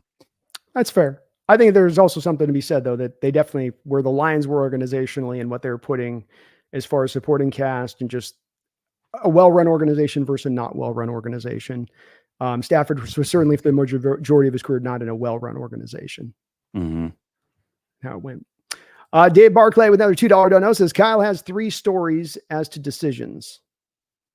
Yeah, he's had 3 stories as to why they didn't take the ball in overtime. First, it was he wanted the ball third. Then it was the defense was tired, and then I forget he had another one too. But yeah, the defense was tired was one of them. It sounds like he didn't know the rule, is what it sounds like. If the answer keeps changing, that's probably emblematic of that being the case with it. So it seems to be, if it looks like it, if it sounds like it, if it smells like it, probably is it. Yeah. Dave says F the Rams with another $2 dono. Thank you, Dave. Appreciate you that. And hey, I'm with it. F the Rams. We are in unison on this one. We're pointing our swords all in the same direction on this one. So F the Rams, and I will see if they can be stronger this year. They definitely impressed me last year. $57 million of dead money in the books and still got to the playoffs and still almost won a playoff game. And I think that they are a little bit on the back of, can Stafford stay healthy? Can Kupp or Puka stay healthy? Because they go down one of those big dogs. And I think that they are in a little bit of a different state than they've been in the past, because losing Donald is no small loss. That's they were last year's Seahawks, the surprise team in the NFC West that wasn't supposed to do it. So what happens this year? Yep. We'll have to see, but they're still going to be, it's going to be, I think, the toughest division football again this year, unfortunately. I keep telling you, I want the feast NFC factor at some point. Anyways. At least in the NFC. I still think we'll see the Cardinals are at, but AFC North, man, I don't know. That division is stacked. Yeah, it's good. They're right there with it, step for step with it a little bit. We'll see with the Browns this year, because Deshaun Watson in that arm, and that kind of reduces them down just a little bit. But well, they're there step for step. It's one of the two probably on that part. Dave says, just subscribe to the Hawks Nest. Thank you for the $2 donation. Thank you for all the support today, Dave, and subscribing on up. Appreciate that. Very kind of you for doing it. He says, no, Kyle was the first to egg. Only first for him ever. I don't even know what that means. It's the first to lay an egg. Lay an egg, maybe? Yeah, I got you. There you go. There we go. All right. Only first for him ever. He's definitely in the big moments. It's played out like that, Dave. That's for sure. Radu Turkin, thank you for the $5. Says, what gives you so much confidence that if Kyle leaves, resets, you guys would turn it around pretty quick? From what I know, history disproves that. Yeah, I don't know that there's a guarantee you would turn it around quick, especially where the team's at now. I mean, they're a year away from a retool anyway. So whether that's with Kyle or without Kyle, I think the thought process is if he's not going to be able to win with Brock Purdy on a rookie contract, he's burned through 3 quarterbacks. He's had his chances. Do you really trust him to be the guy in charge of this rebuild? Or if you can get a first and a third round pick for him, is that enough to move on, allow him to go somewhere else, reset his time window, and then bring in somebody else to kind of take this thing over and allow them to be able to retool it or rebuild it? I don't know. I mean, I think I can make an argument for either. I do think it comes down to two of that, Radu. Those brutal losses and the way that they happen are not just small little things. It's the way they resonate, and it's not maybe fair to Kyle, and that maybe in the end it shouldn't be held as heavy over him, but it is kind of just the nature of the beast, and that by fanship and the way the outlook is of it is that it will weigh heavily over the top of things. And there's really no way from under that if that is the narrative that sort of surrounds you after 8 or 9 years in a place. The one thing we take and distill from it is not how many of those really great Niner teams you had, but instead, yeah, he could take you right up the brink, but he loses it short. It's tail old as time, and there's no kind of worse label to have kind of hung around your neck, I think, if you're looked at as that kind of guy that in the clutch, like how Kirk Cousins sometimes has been viewed, get him on prime time, get him in the clutch, and he falls apart. It's just, once that narrative sets, it's hard to get it off, to shook it off. Yeah. Thank you, Radu, though. Great question. Brother Bob with another $2 donation says, Kyle Levy only trophy equals sperm race. Oh, okay. All right. I see where you're going with it. Gosh, you really had to go that far with it? My goodness. I was keeping it all lay an egg. I was keeping this all in the PC place. Okay. All right. Here we go. Jeez. Dave Barclay, thank you for another $10 dono. He says, see, Megan and Hawk fans, we can be a-holes and still get along and help each other. Hey, well put, brother. Well put. And that's absolutely right. I mean, that is absolutely right. We only have to hate each other then when we get to the game day too, really, at the end of the day. It's just and again, I say it's great that we have the rivalry we do. We haven't held up our end of the bargain, but once we start getting competitive again, this thing will get all that much better because you guys know you ain't getting no rivalry out of LA. You guys fill up that stadium when you're in there. There's barely even Rams fans in that city, and they got 15 freaking million people living within about 10 square blocks of each other. So, yeah. It's just not the same, but we got it here. You guys got there. We just got to bring up our end of the bargain on this because we've been kind of cutting up short here. So we got to come up and start bringing it. We had you guys for a long period of time in that box. Now we're in the box, but we're done being in the box. It's time for a little bit of, fair play, tete-a-tete, quid pro quo, let's go. But thank you, Dave, man, for all your support, man. You dropped a ton of donos today. I really do appreciate you. Bob with another $2 donation says, see, Dave understood the memo as always. Dave says, brother Bob, I explained it. Ha ha ha. Thank you. They're going back and forth. Dave says, always, BB, I got you. Thanks for the donos, guys. Dave with another $2 dono says, if I'm a general manager, but don't know if Brock is one. Yeah, we did. I mean, that's the thing. We don't know if he's like a franchise guy, I mean, if I had to make a guess now, I would say probably not. I know that 49er fans hate my opinion on that one, but that's just my gut feeling. I think there's too many physical limitations there, but I'm definitely hoping I'm proven wrong and he balls out and can carry a team, but I don't know. I have my doubts. I do too, and I think it's where you get that nuanced spot where you're not trying to hate the guy and say that he's some horrible quarterback who can't play the position. It just comes down to that thing I think about a lot, is that if I have a QB that has limitations and they eventually rear their ugly head more often than not, or I have to coach around those limitations to make it work. And I ideally would not like to do that with a QB. I mean, talk about Geno and Brock with this is one of the reasons I lean to Geno on that, is the side of I can trust Geno to make every NFL throw in the book in every kind of weather condition. We can make the argument about how good he'll be or not in it, but I do know he can do that and make the throws pretty accurately. I don't know if I can do that in all conditions on the other side of it, on that flip side of things there. True. And that worries me just a bit. Rain has been an issue. And this is not just a Brock thing. I think he can be borderline top 10, but listen, Kirk Cousins is a guy that I've stood up for many years. I think he's pretty much like the gatekeeper to the top 10. He's your bona fide, like top 9, top 10-ish player. But I don't consider him a franchise quarterback either, and I wouldn't have paid him. There's maybe 7 guys in the league at a time that are worthy of that, and I have high standards. So, Dak, Tua, Goff, Cousins, Kyler, those guys I wouldn't have given big time money to, and Brock just is another guy that jumps into that mold for me. Great points, and I'm in the very same place. I think that the money has gotten a funny money spot with these quarterbacks to a place that nobody puts it into real consideration anymore. It's just automatically you have to sign the check if you have a guy that's even quasi near the state of things. nobody stands back and says, but do we really have to do that? Is that really the necessity here?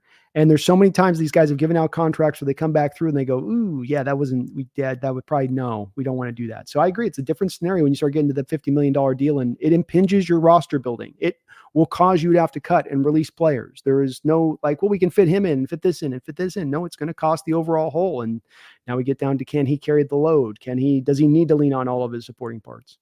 Well, and I think the argument's always been wrong too. I mean, the immediate pushback is, well, then who are you going to get that's better? And it's like, it's not about getting somebody that's better. It's about getting somebody that's 80% as good and a 15th of the cost. You know, if I can get a guy who's a starting level quarterback in this league, maybe 25th best quarterback, and forego the 10th best quarterback, but I'm saving $45 million a year and can put those assets elsewhere, I'll take my chances.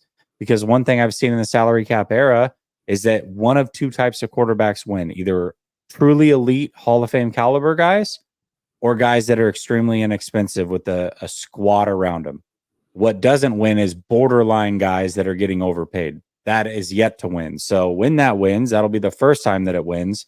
And I don't want to be a part of that anomaly. I want to be a part of what I know is proven fact. And proven fact is you're either elite and getting paid and winning, or you're maybe not the best quarterback, but you're very inexpensive and you're surrounded by a lot of talent and you can get it done. So I'll take my chances with those two. I'm in the same boat with you, man. And I just think this is where it's gotten lazy with the NFL franchises and fans at this point, and where they just think they've got to do this one route, and this is the only route to take, and this is the only way to do it. And I understand what I think really happens here is you got recency bias with your Brady's and your Mahomes having winning so many Super Bowls recently. So it sets everybody in their mind that this is the way. But I think there's a couple of paths to get down this way to get to a Super Bowl win. It doesn't just have to be just this way or just that way. Or I think you just got to be a little open-minded in your process a bit to what you're talking about. Dave Barclay with another tenor. Thank you for Dave again for all the donos. As people keep saying you want people keep saying what? You want Jim Thomasula back? There are plenty of others. Yes, that's always what do they call that? The straw man attack, where they sort of say, you know, you're essentially going to let go of this guy, and that's this other thing's what you're going to be ending up back. That's not the argument I'm making. That's not the point I'm making, you know, but that's what people will do on trying to paint their opponent in the corner in that way, Dave, like you're talking about. So certainly not what you're meaning. It's the commitment to go find the great coach. And look, I mean, I know you went through Thomasula and you went through Chip Kelly, but was it really that far and that long from Harbaugh to get to Shanahan? Was it this great 2-decade ride to go from one to the other, or did you relatively get around there quickly? And when you're committed to going and getting the head coach, I would say you might go through a couple, but it's the commitment to get the right guy that you eventually then land at the right guy versus just sort of status quo. Let's just sort of, you know, let's not upset the apple cart. Let's not try to do, you know, too much here. And I think that's where you got to give the Niners credit in landing at Shanahan, is the willingness to kind of keep pivoting to get to that guy. I think the hard part is trusting Jed York to make that hire again. That's fair. He was the same guy who brought in those two guys, right? He would have been the same one on that. So I guess, yeah, that is a bit of a impactful part of the process, I suppose. Snail, thank you for the $2 donation. It says, Jesse, thoughts on both of our first round pick. Well, this is a good time here. Hold on, Jesse, just a second. Hold on. So I told you I was going to throw Jesse a little curveball here in this episode. And I got a little fun thing here for you guys. So first, let's get Jesse's reaction here. Hold on here, Jesse. These are little minute clips I've got. You'll love this, man. Let's get Jesse's reaction on draft day to Byron Murphy, shall we? Ricky has Seattle taking Byron Murphy. Oh my goodness. Hell of a pick, dude. You've got to be kidding me. That's a steal. That's a great pick. Oh, McDonald is cooking, man. McDonald, bro, that's damn. A hell of a pick. Well, McDonald, he's not. That's the Matt of weekend. I wouldn't even say it's like, you're right, Rowan. He's cooking, but like it's not cooking. Like I say, like I don't give credit to the 49ers for drafting Nick Bosa when he fell to when you're at 2, right? So that was the first reaction of Jesse, as you could see up in the corner there. Seemed to feel it was a pretty good pick for your Seahawks. So before we get to your Niners one, let's go in order on this one here, Jesse. What seemed like you kind of liked the pick for the Seahawks on that one? Oh, how can you not? I mean, he was probably the best defensive player in this whole draft, I think, on most draft boards. and he just kept falling and falling and falling and right into Seattle's lap. And that's exactly what Seattle needs. Seattle needs a defensive lineman, probably, more of a exterior pass rusher is what you were hoping for. But when you can get somebody like that up the middle, I mean, he is the new Justin Metabike for your new head coach in McDonald. I think that's exactly what he's looking for. That's what he found. And I think that is going to be a big part of this defense and what they're able to do. And again, I think that the pass rushers, you would prefer an edge at some point, but also I think there's some young guys. I mean, your best pass rusher last year, your young pass rusher was out a big portion of the year. You've got Mafe there as well. You add Murphy next to him with Williams. I mean, there's some talent there. There's some talent, a great secondary, and just a head coach that knows how to get it done. So yeah, man, I mean, Murphy's a stud. How can you not like that pick? Feels like we got to really take advantage of, to the point of your last guys that he spoke in that clip, we got to take advantage of a little bit of the offensive run. It was like 14 straight offensive players to start that thing off. And then the Colts go for Latu, which seemed to be them really targeting edge as much as targeting the best defensive player.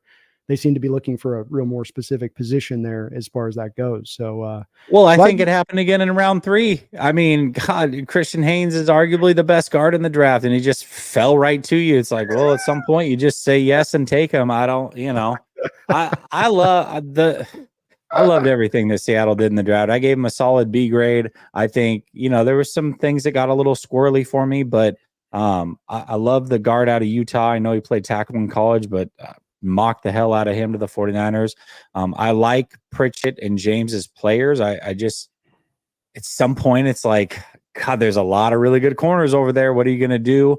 But I also know that the Ravens had some good corners, and the way that he looks at it is like, listen, if I can get these guys, you go 5 wide, I can cover them all and send crazy blitzes at you from all different areas of the field, then that's when McDonald's at his best as far as a play caller goes. So, I don't hate it too much. There was definitely some questions I had in there, but for not having a second round pick, man, to start with Murphy and Haynes was like, dude, you got to be kidding me, man. You got to be kidding me. We felt really good about it. And I think that we've changed our drafting ways the last 3 years, where the big change has been, and it's very simple, leaning to value versus need. Who's the most valuable guy got on your board? You mentioned Byron Murphy. Well, we have right now Williams, we just signed to a $23 million deal. We've got Draymond Jones, who just had the biggest free agent contract he signed in Seahawks history the prior year. Those are both 3 techs. Yet you came back and took Murphy because he was just quite simply the purest best guy on the board. Those 2 corners you mentioned, the 2 deepest positions in this draft were wide receiver and cornerback. And so you very well could find yourself at a point in this draft where picking wide receiver, picking cornerback, especially in the later reaches of the draft, where you're going, hey, this corner grade we got's a 3rd round grade, but we're in the 6th round or the 4th round and we're in the 6th, and the value ends up drawing you that. And that's what I like about what they did, whether it's not about really the James or Pritchett as players, but just that I love that they're leaning into that process and how they're letting their draft, run things. And I think that that's where it's going to help us get back to being able to truly contend with you guys. That's been a place that was missing, I think, when you look at 15 through, 19-ish. Let's get your thoughts on your pick. But first, if we can, Jesse, if we can just first on this one, let's go back to the draft day if we can, folks, and see what Jesse had to say of the draft. This is the Niners selection they're just about to pick. Pearsall, No? Ricky Pearsall. We got a Cabo boy. We got a Cabo boy. That's even worse. That's even worse. Silver, Are you- Silver? No. Listen to this, guys. Listen to this, guys. I'm glad I'm wrong. No. Listen to this. Mike Silver reported to Gene, and then he said, I got it wrong, and it's another Cabo boy. It's Pearsall. We were sleight of hand. So I had what's one crazy white. is, did Mike Silver have the same thing? Yeah. So Mike That's Silver crazy. says, like Ricky the dog before, he says, I've got a Cabo boy for you. Nope. I've got a different Cabo boy for you. We've got Cabo boys everywhere. It's That's Ricky crazy. freaking Pearsall. Are you kidding me, dude? Wasn't happy. I've been there, man. First 3 years I did my draft, dude. First 3 years I did my draft of live draft coverage. All 3 of them. I mean, when I tell you I hated the picks. It's your young channel. You're trying to be like, because you go negative there. It's like hard if you're being small on something. I couldn't contain myself though. I just hated it. And when you don't like it, you can't fake the funk. It hits. So I've been there. sympathy for you, man. But I laughed my butt off when we went over to your guys' stream after the pick. I actually got a screenshot of all four of you guys kind of all kind of got this stare looking at the phone. Everybody, even the guy in the right corner there, that seemed kind of what is the Cabo boy thing he's saying? What is that he's saying? Cabo Click, man. It's the main players on this team. They always take a Cabo trip at the end of every season. And so we jokingly call it the Cabo Click. But it's mainly the white players on the team. So we have a good laugh at that. Okay. Well, yeah. So look, I'm not going to hold you to your draft day reactions because everybody gets a chance in our line of this to go back in and now really look at the player more in depth and get a better understanding of the player. And I do want to say, just before you start on your evaluation here, I wasn't the biggest fan of Pearsall versus some of the receivers in this draft. I would have been in the same boat as you guys on that draft reaction point that you had on draft day. It was my stream's reaction as well. So I don't think you guys were being, cray-cray in your initial kind of, but also super young player. Where do you kind of stand right now on this one?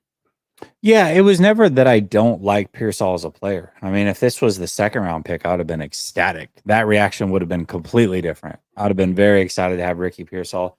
And I still think he can be a good player. But, I mean, I just think the value. I look at it and Javon Baker is a player that I think ended up going round 4 to the Patriots. I wouldn't be shocked if he's better than Pearsall. I really like Javon Baker a lot. I did too. And I think Javon Baker's a really good player or can be a really good player in this league.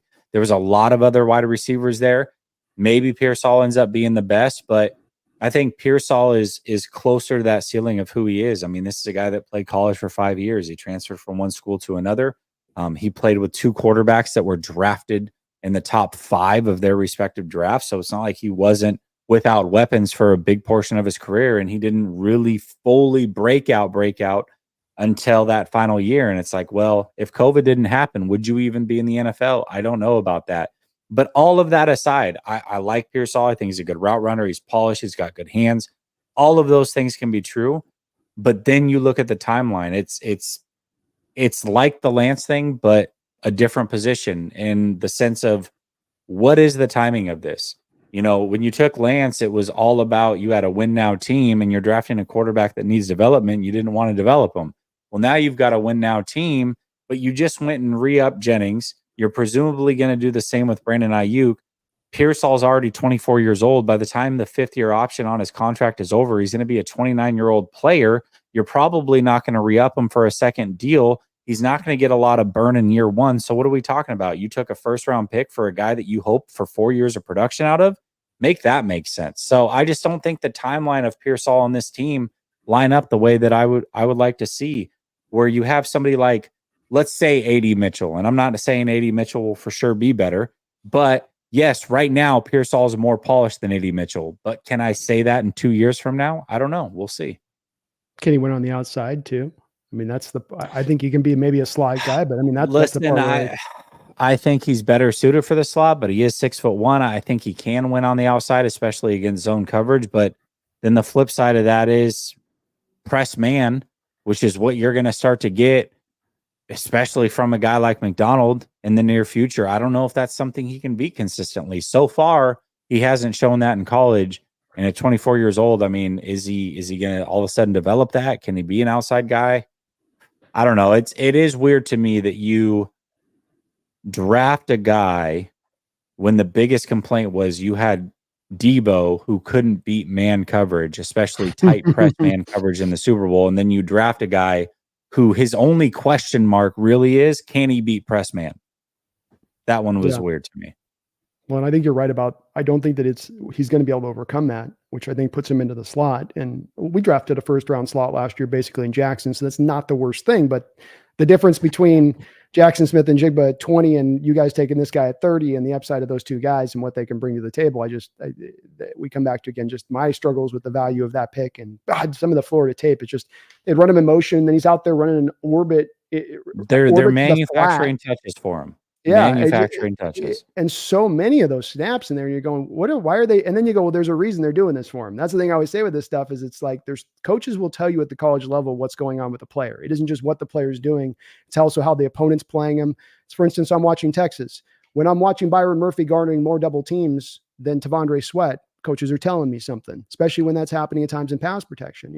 They're telling you something. And so Florida's telling you something there with all of those motions out to the flat routes, and then just sort of stand there and be like the fifth option once the QB gets through all of his reads. It wasn't all of his reps, but there was a lot of them that were that way. That were just, I did think though, overall, you guys I like the rest of your draft. I know I'm poo-pooing on this one, but the rest of it, I did like. Renardo Green's a dog. He's a Niner corner type. He's going to fit into the mold of your, Tre'Davious Ward type of guys that you've had out there. He'll, I think, fit right in alignment with that. Pooney gives you the flexibility to play probably a couple different positions, including, I think, in a pinch of getting out to right tackle for you guys. So I think you guys did good there. Did you like the Pooney pick? Love the Pooney pick. I love the Green pick. I loved most of it. I wasn't a fan of trading up for Isaac Garindo, but I love the Malik Mustafa pick. I like Jacob Cowing. I felt like in the 6th round, although he can't really say it's a reach, but they drafted Kingston. Bo Limmer was right there. I really like Bo a little bit more, a lot of bit more, but let him go to the Rams. So we'll see how that works out. But really, outside of the Garindo pick, and again, Pearsall as a player is fine. I don't think the timing matches up, and it's going to be a lot of pressure because there was a lot of receivers that went right after him.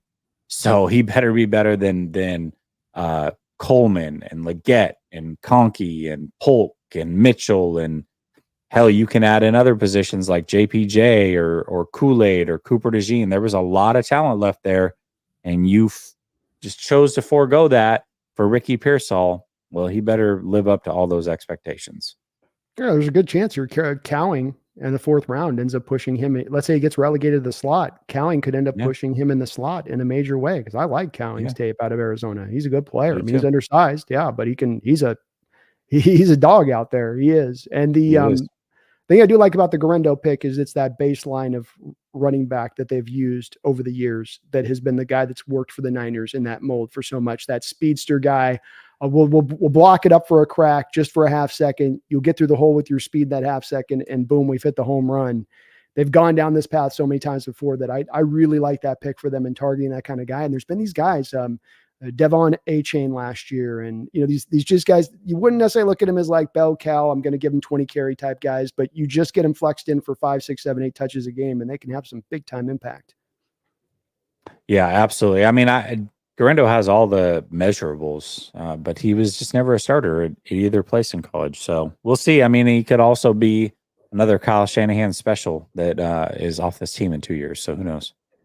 It's true. It's true. That's where I come back. He's definitely a touch guy where you're not going to look at him as your number one guy, but can he come in and be that 7, 8, 9 touch guy and 60 yards a game or something like that? I think you kind of get in that, and you guys have gotten those kind of guys out before where you've been able to float them through.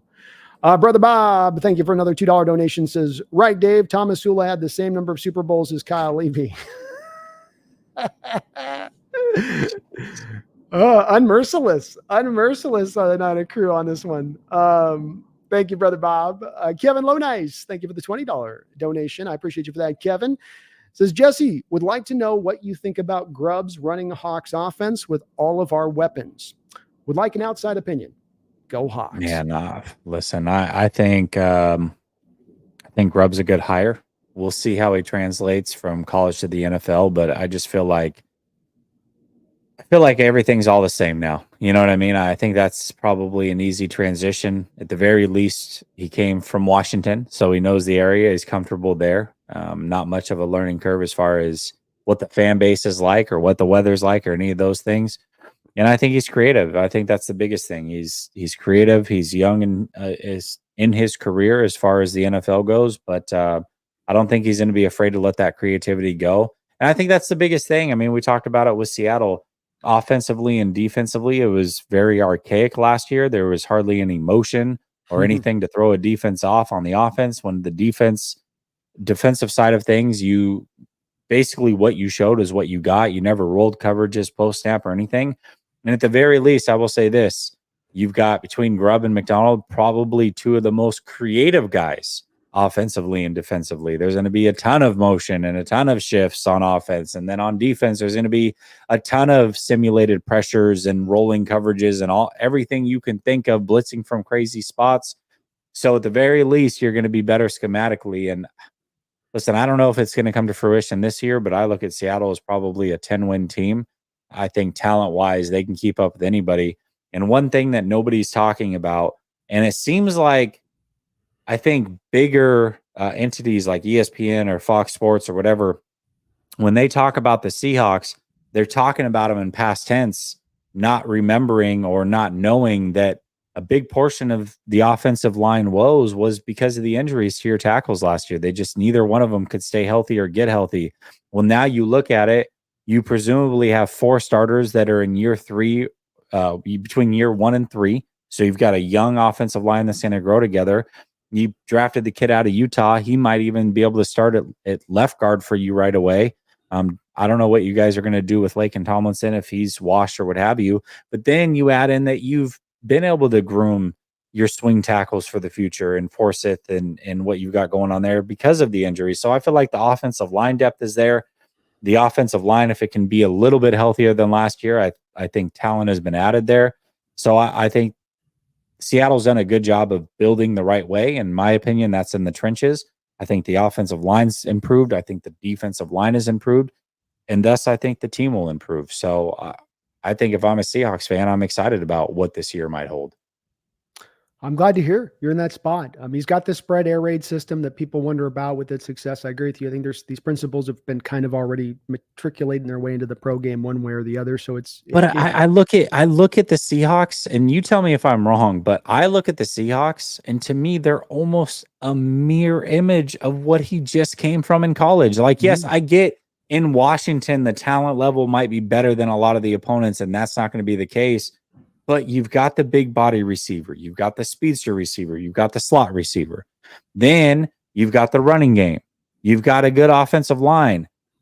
Geno can do, everything that Penix can do as far as throw for throw goes. So I just feel like he's literally coming into an identical situation as far as talent goes.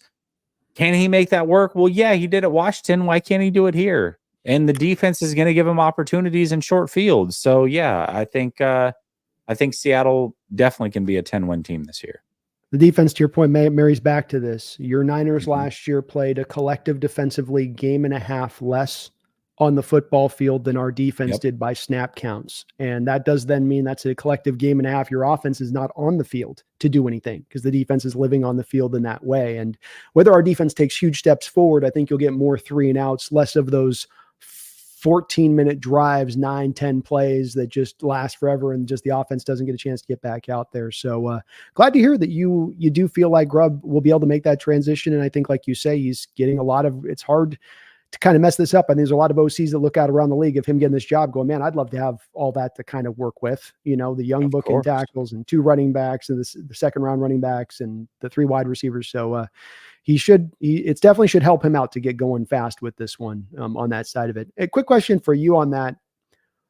What do you suppose the reason is? And I love Dominic Pooney, but like you mentioned with us, what I really liked about our draft and what we've done the past couple of years in the change of our ways, because we've had the problem you guys, Niner fans, have had at times in that you have the fan base clamoring for dealing with the offensive line and the front office just seems to sometimes be ignoring it for no reason. And we finally dealt with this. Lucas, Cross, Bradford in the 4th round last year, Olatimi in the 5th round, coming back to then Haynes again here in the 3rd round, back into the 6th round with Salatoa, all this in 3 years. You guys and your fans, I saw it all over Twitter, were just begging on their knees, screaming from the top of their lungs, let's deal with the line here in this draft. Let's get the offensive line built up. And I think to your fan base's credit, frankly, because there's not a lot of fan bases that would always go that direction with this. Yeah, I mean, look, the Steelers did it. They got presumably 3 starters in this draft. I mean, they went offensive line and more offensive line. It's a philosophy thing. It really is. It's one of those things where we just kind of talked about it and was like, well, Shanahan doesn't care so much about the offensive line, but a lot of that's speculation, and they do have Trent Williams, and there was a lot of back and forth with the fan base. Some people said it's, Shanahan doesn't buy into the offensive line. Other people are like, he's putting assets there. Sometimes they just haven't hit. I think we now know the answer to that. Chris Forrester, who is the offensive line coach, was just on the podium a few days ago and was asked about this. And he said, hey, as an offensive line coach, you would think that my answer would be to draft offensive linemen, but I trust my coaching. I think I can develop some of these guys, and they got to be just good enough is literally the words that he used. And he said, if we have our choice between an offensive lineman or a guy that touches the ball, I advocate for a guy that touches the ball. So basically they're saying they don't believe in building through the offensive line. And I think long-term that could, we've joked about Kyle Shanahan and, blowing it and all these other things, but ultimately that long-term might be what does him in, because once Trent Williams is gone, if you don't have the backup plan in place, man, I don't know what Purdy is going to be, but if you want to help him not reach his potential, try not protecting him. Yeah. I would be concerned with you too, because to your point on this, fans here clamored in 15, 16, 17, get more. And we ignored it. And it didn't work out well for the team having ignored that for other areas. It wasn't for the benefit of the team to let that go. It ended up being the weakness of your team. It ended up upending seasons by not dealing with that. And Williams now 36, 37 years old going into this year. A lot's riding on it. And I like the Pooney pick. That's going to be a guy starting for you and solid for you in the future, but would have liked to see a double down. Let's go double down. Let's, instead of Garendo or Malik Mustafa, let's go and hit back another offensive lineman here. Let's make sure that this is still going to be a strong force. I don't like that just good enough. That's like your quote you had about Shanahan earlier. If I learned how not to get fired, I would put that in the same kind of category of plane. Where I don't. You want to hear another? You want to hear another quote from him? Yeah, drop me another one.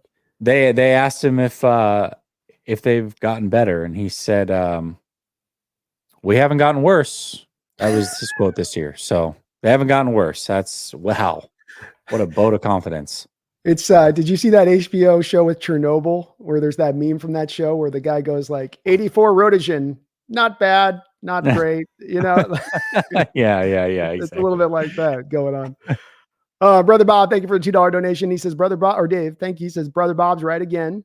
Back and forth on that. And Brother Bob said, Tom We got this number one, Super Bowl wins is that. We also messed up the egg thing according to Dave twice. So we're still not quite on it. We're going to get that one eventually on this one. Dave, another $2 donation says BB's got to spell it out now. Sometimes he did. I think he spelled it out. Spelled it out pretty good. We got it on that one. Brother Bob, thank you for another $2 donation. Says Dave, I just did. Geez, AFC North, Jesse, Bengals. Love the Bengals. Jesse loves the Bengals. Okay. He gives me a lot of crap because before the season started, I said it'd be 49ers Bengals Super Bowl and the Bengals would win. But to my credit, I had the 49ers 12-5. Check. I had the 49ers going to a Super Bowl and losing. Check.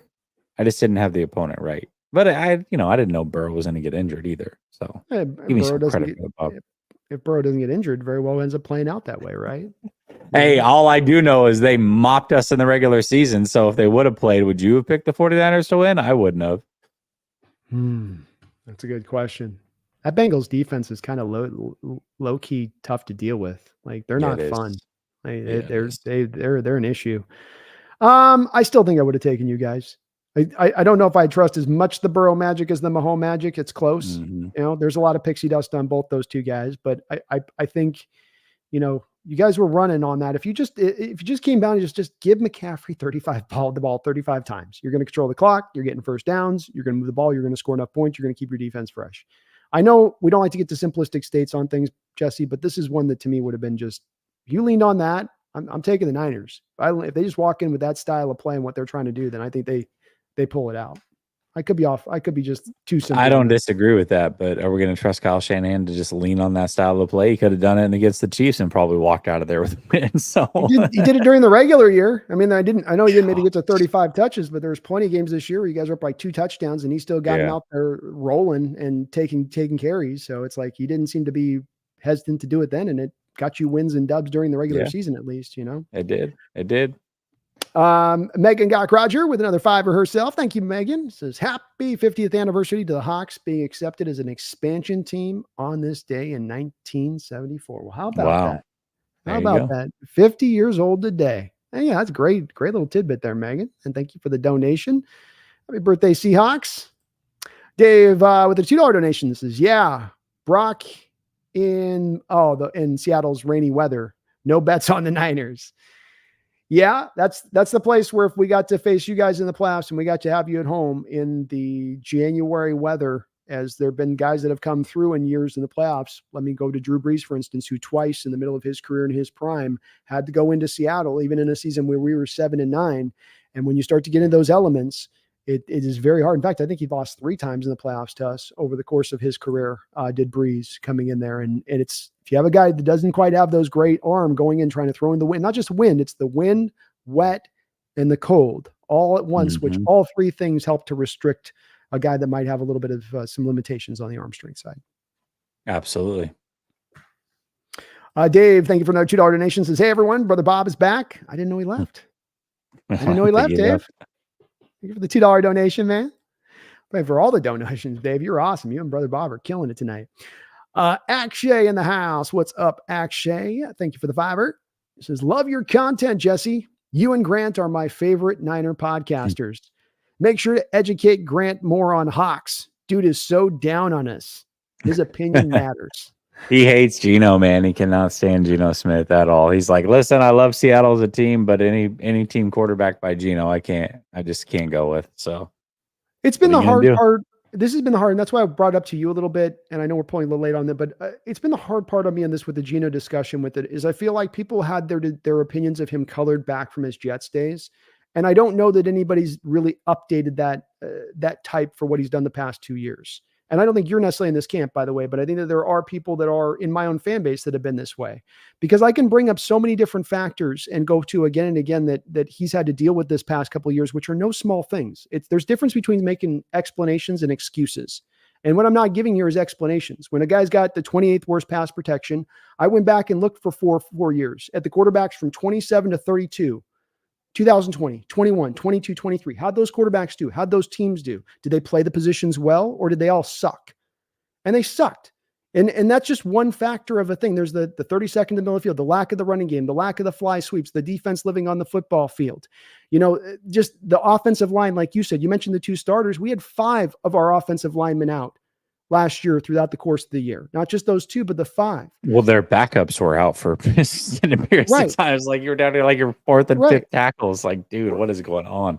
100%. The last 2 years, your San Francisco 49ers, all starting 5 offensive linemen that you started the season with, and the Los Angeles Rams, all 5 starting offensive linemen that they started the season with, all had a higher run blocking grade than 58. Individually, all of them by PFF. Okay. Over the last 2 years, Seattle Seahawks have not had one of their starting offensive line with that over 58, the original 5 starting with an over 58 grade on run blocking. So he also doesn't have the run blocking in front of him in addition to that.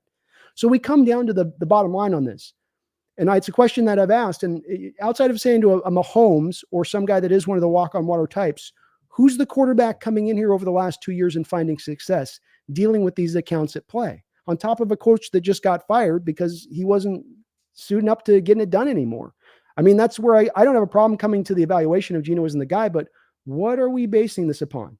One more thing I'll bring up to you. People told me when he first started that Geno's whole value was that, well, he is this, but when you're in the 4th quarter and you need the final drive and you got to bring up from behind, he can't. That's what determines a quarterback's value, really. I had plenty of people tell me this. Guy had 5 comeback from wins behind last year. Should have had a 6th if the kicker had made the kick. He had 3 the year prior to that.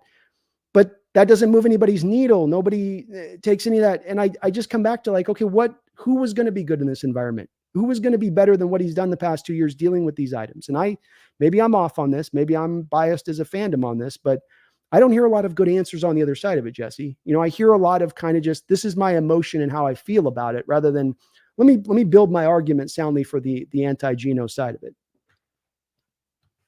Yeah, I mean, I don't know that Geno is the main. It's like the Purdy thing in the Super Bowl. I don't know that Geno is like the main reason you're losing. But you and I had this conversation, I think, last offseason, and I said, I'm Seattle, I'm drafting a quarterback. If Richardson falls to you, I'm taking him, and that's just my thought on it. And not because I don't think Geno's awful. I just don't think Geno's the guy. You know what I mean? It's not a knock on him. I think he's come back and proven that he's a worthy starting quarterback in this league. And I think at his money, as long as they build a good team around him, they certainly can make the playoffs. But it's like, I'm not betting on him to will a team to win a Super Bowl. And most quarterbacks are like that. But if you don't have the guy, then don't pay him, even if it's $25 million. I know that's cheap in today's league, but it's like, I'm not going to do it, man. It's just me. So I think Geno's fine. I think he's better than most people give him credit for, but I also just don't think he's the guy. Yeah. And see, I completely understand where you're coming from. But again, there's not a lot of tangibility you're bringing on the back of that. It's just kind of your feeling on it, which I don't mind. I get that that's where people will be at on this, but it's also, you have to understand for people on my side of the discussion on this that are trying to push to say, hey, actually open your eyes. The guy's played really good quarterbacking the last couple of years and deserves kind of to be talked about in better stances than this kind of look.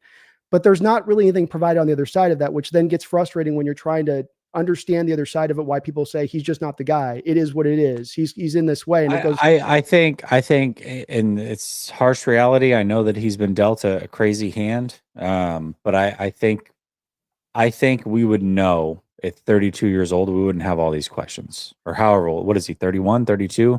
I don't think there would be questions. You know what I mean? It would be like, hey, he's the guy. Like Josh Allen's a great example of this. Unless people are crazy. I mean, when you watch Josh Allen play and he's the whole offense, it's like, well, Josh Allen's the guy. Now, yes, they got to get a better team around him and, whatever, but Josh Allen's that deal now. He's that deal. There's no surprise. Justin Herbert's not winning a lot of football. I don't know how many people are questioning if he's the guy. Now, people that are getting questioned are guys like Trevor Lawrence and Jalen Hurts. It's like, well, yeah, things aren't perfect around you, but man, you guys are kind of falling apart. A lot, and so there's a lot of questions, but they're going to get the benefit of the doubt because they're 24, 25 years old. You don't really get the benefit of the doubt at 32. And again, I don't think Geno's bad. I'd put him, mid-tier in the league for sure, but I don't think that you're having questions or making excuses for a 32-year-old quarterback if he's certainly the guy. That's just my opinion.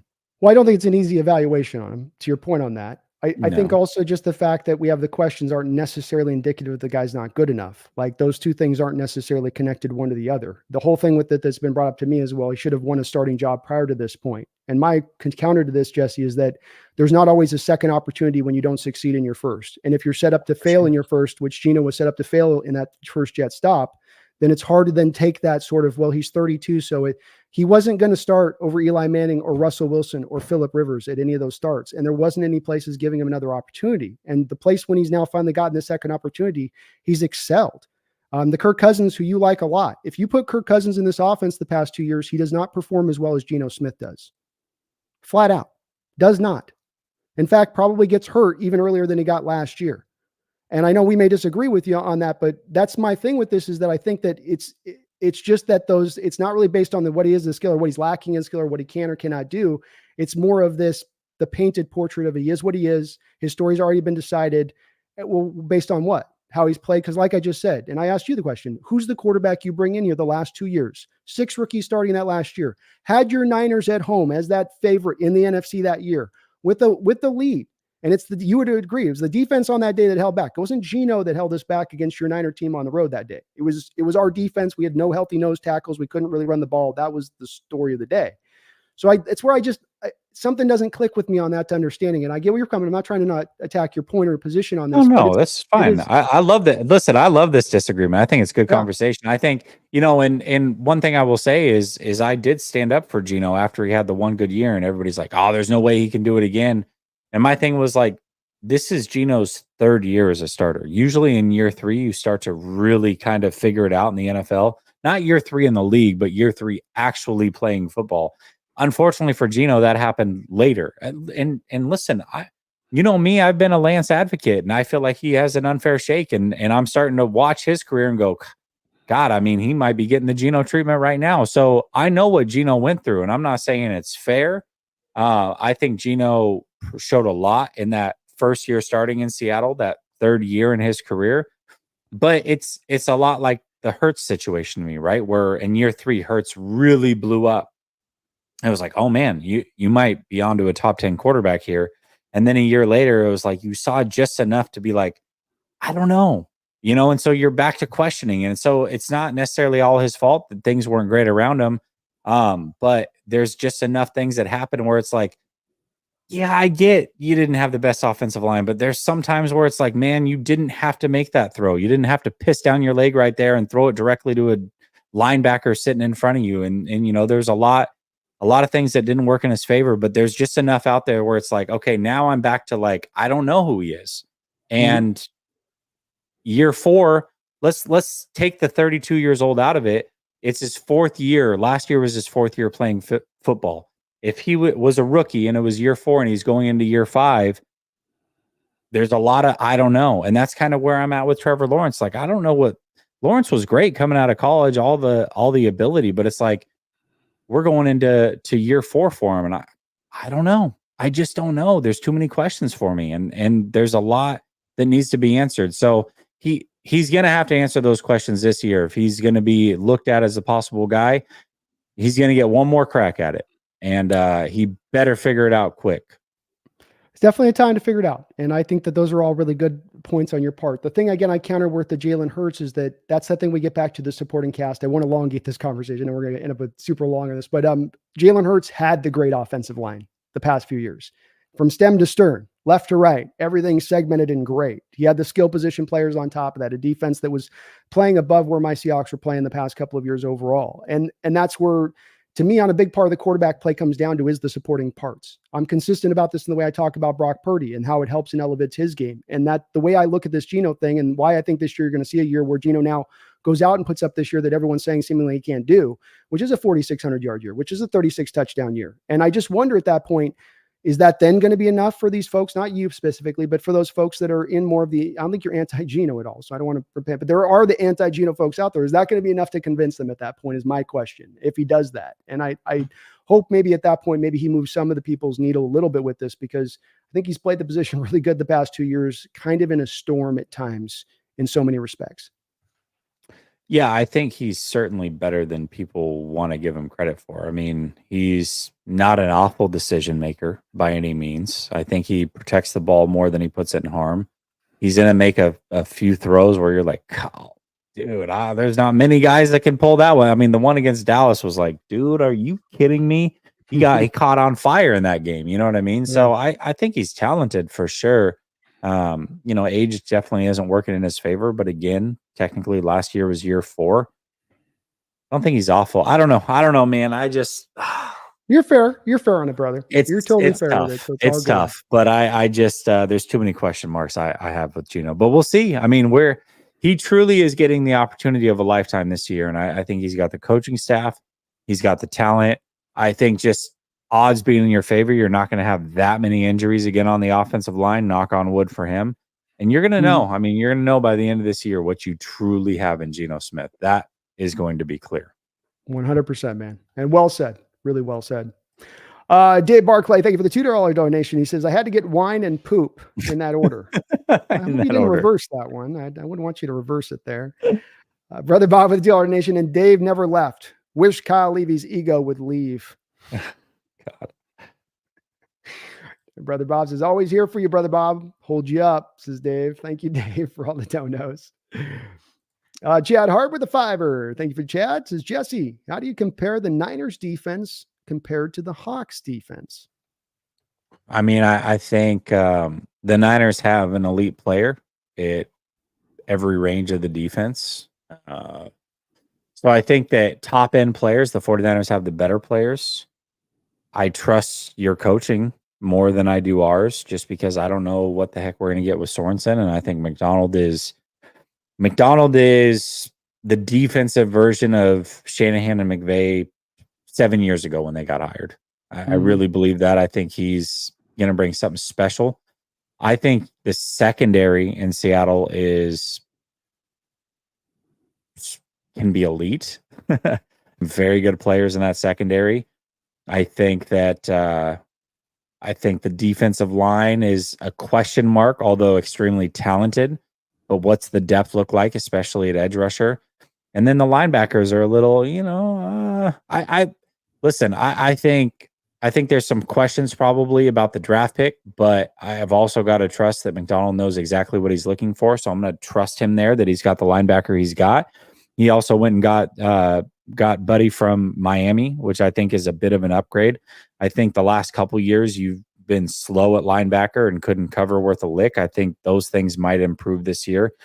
And I just think schematically they're going to be better. I think the 49ers defense is proven. I think the 49ers defense is likely going to be a top 5 defense again. I could see Seattle creeping into that. I really can, if they're coached up and can stay healthy and some of these guys take leaps. but I'd be shocked if the 49ers weren't there. So I would have to take the 49ers defense at this point over Seattle's. Yeah, I mean, that's completely fair. I think you guys did some really nice supplemental moves this offseason. We talked about the free agency. Devondre Campbell to get you a bit of a hedge in there for Greenlaw, who I know maybe he'll be back, maybe he won't. Those guys off those Achilles sometimes take the extra year to get a little bit of the full legs back under them. That gives you a steady presence in there. And then Leonard Floyd as an edge rusher, where Chase Young leaves, but Floyd comes in there. I think that keeps you where you need to be with that guy opposite Bosa, which is you don't need to have a superstar over there, but you need a guy that's legit, that can take advantage of some of the pressures Bosa is going to be able to create on his side, clean up sacks at times, sometimes getting it done on your own. So I think that's a fair assessment on that side of it. I think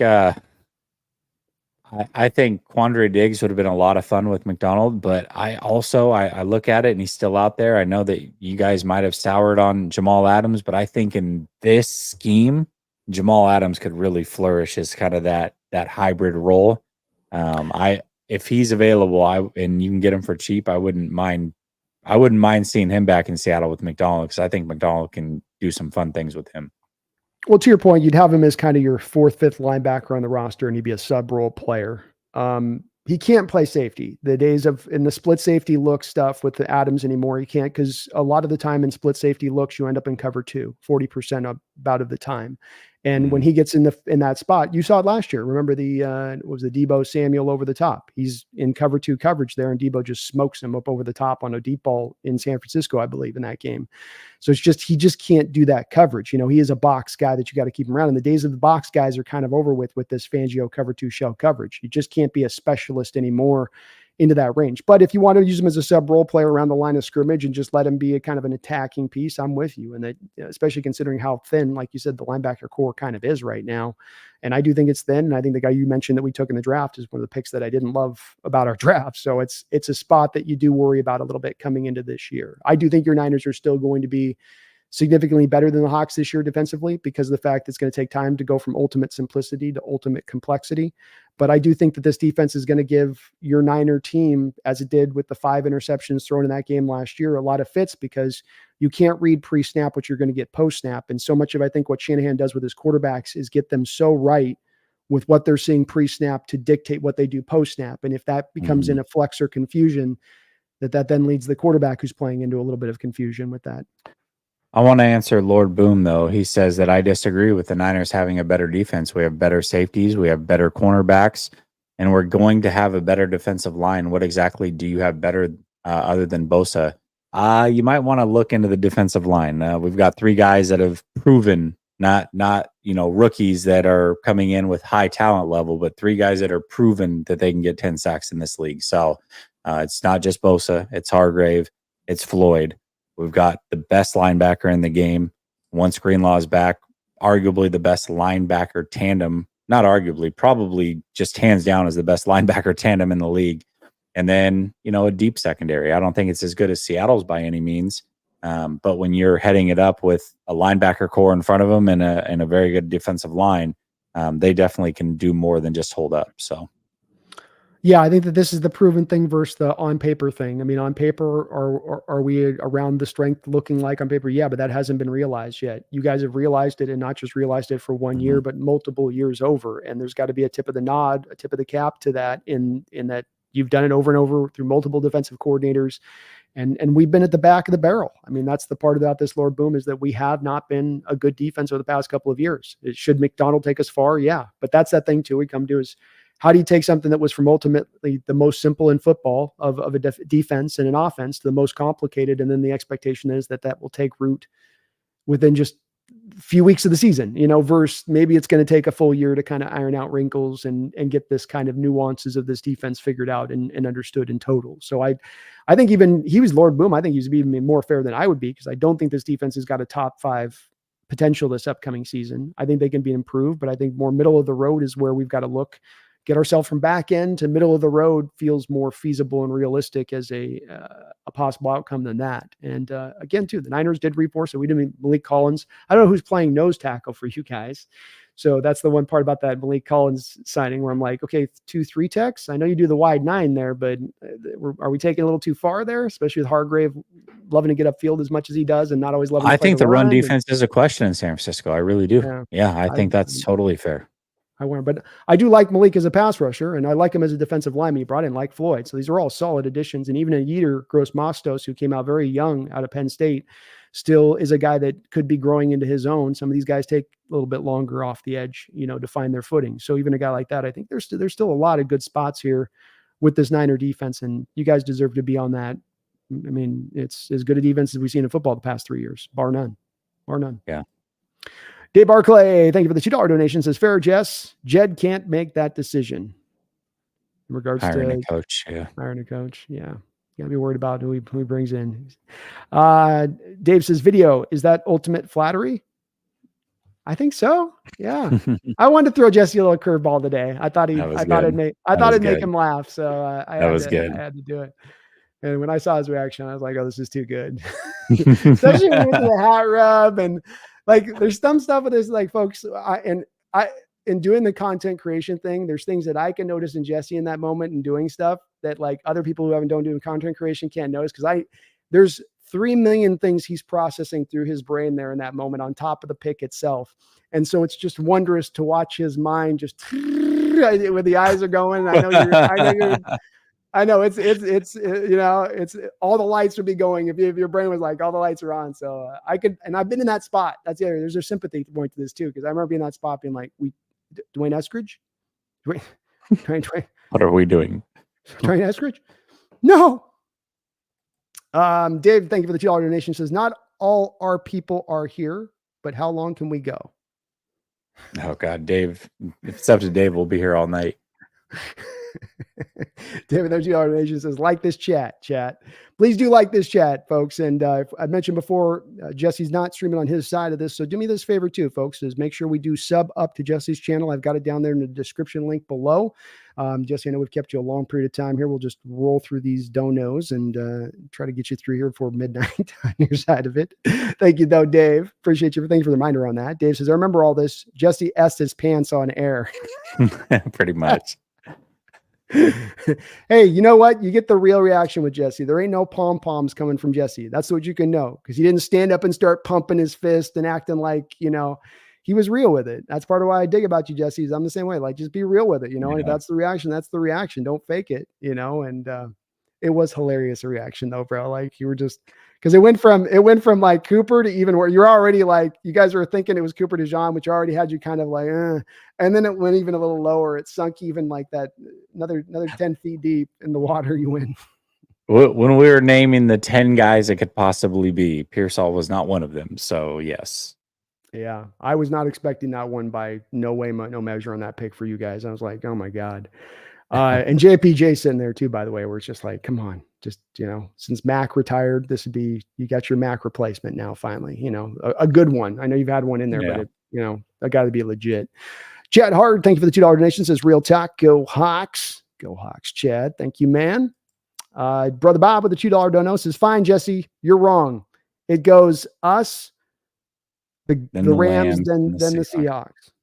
I don't disagree. I actually have the 49ers and Rams at 12 wins and the Seahawks at 10. So yeah, I don't necessarily disagree with that. I'm Bob. I think that's completely a fair outlook on the season this year. Again, we're going through a changeover here. And historically speaking, when you have a legendary coach move on that's been in a place for 13, 14 years, I've referenced a guy like Tom Landry of the Cowboys. And when Jimmy Johnson came in there, they had to go through a real bad year before they got it turned around. I think the one thing that maybe helps us here is that we're already kind of 2 years into this rebuild. The Russell year, we kind of flipped everything kind of around at that point. So maybe we're a little further along, but I think it's completely fair to say, hey, I see these other two teams ahead of us. That's Niners and Rams. You guys have not taken steps back this offseason. So if you haven't taken steps back, why should you be looked at as being in any different place from as far as the outlook of the records and standings?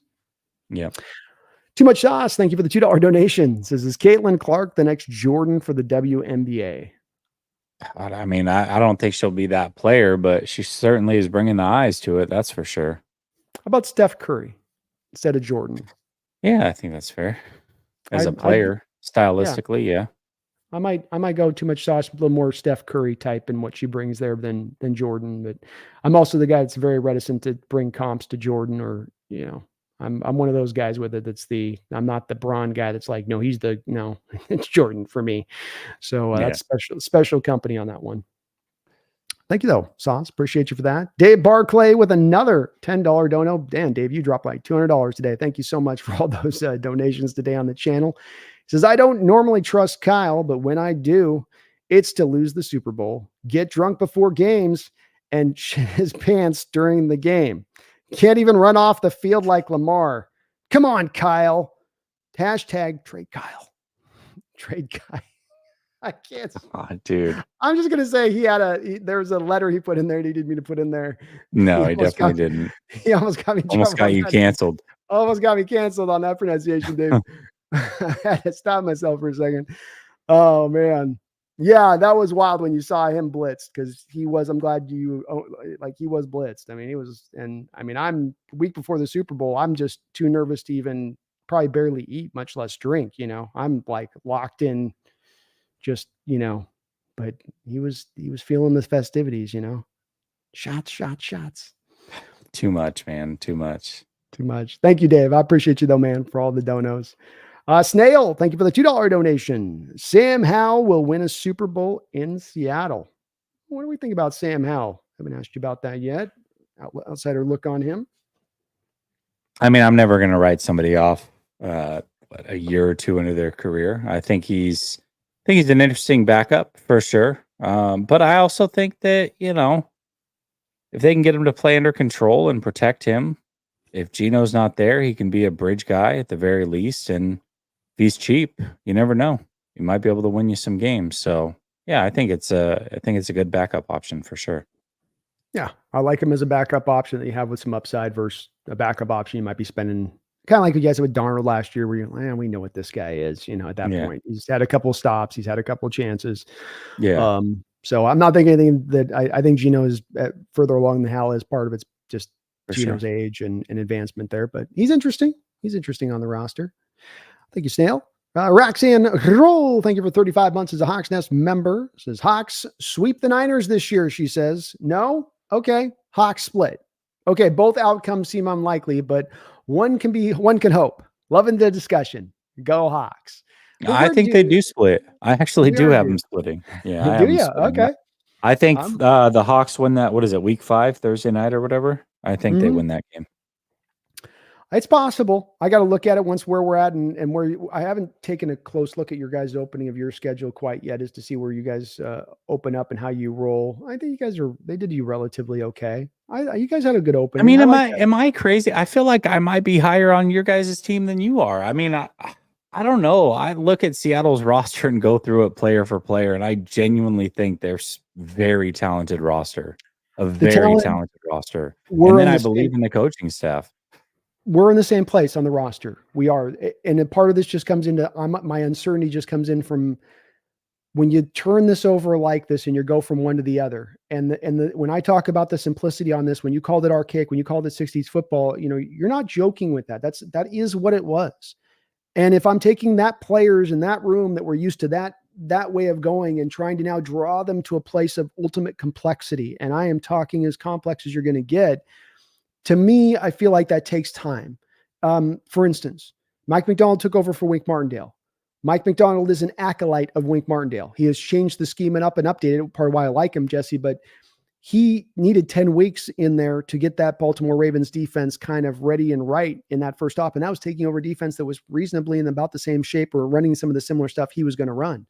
And that's where maybe my reticence comes in, is I think the offense will be good. I think the defense will have some ups and downs, but there'll be some growing pains in onboarding this scheme. But the talent point that you made, the talent's awesome on this team. They've had the draft we got for the Russell Wilson and all those picks that we got to pick up, the going back to value-based model, having guys like Byron. I mean, we might have nailed the best 2 defensive players over the past 2 drafts, and back-to-back drafts with Witherspoon and with Byron Murphy. I think there's a feasible case to make there. Such a good player. He is. He's great. And so they're on the path with the talent, Jesse. It's just that when I look at the history, historically speaking on this type of stuff, you do tend to need that sort of 1 year of onboarding to get it there. So you're right on the talent. It's just how fast that talent can take on in this day and age is the part I'm a little uncertain about. He's got, like he said the other day, he's got 20% of his defense installed. Grubb's got 50% of the offense installed.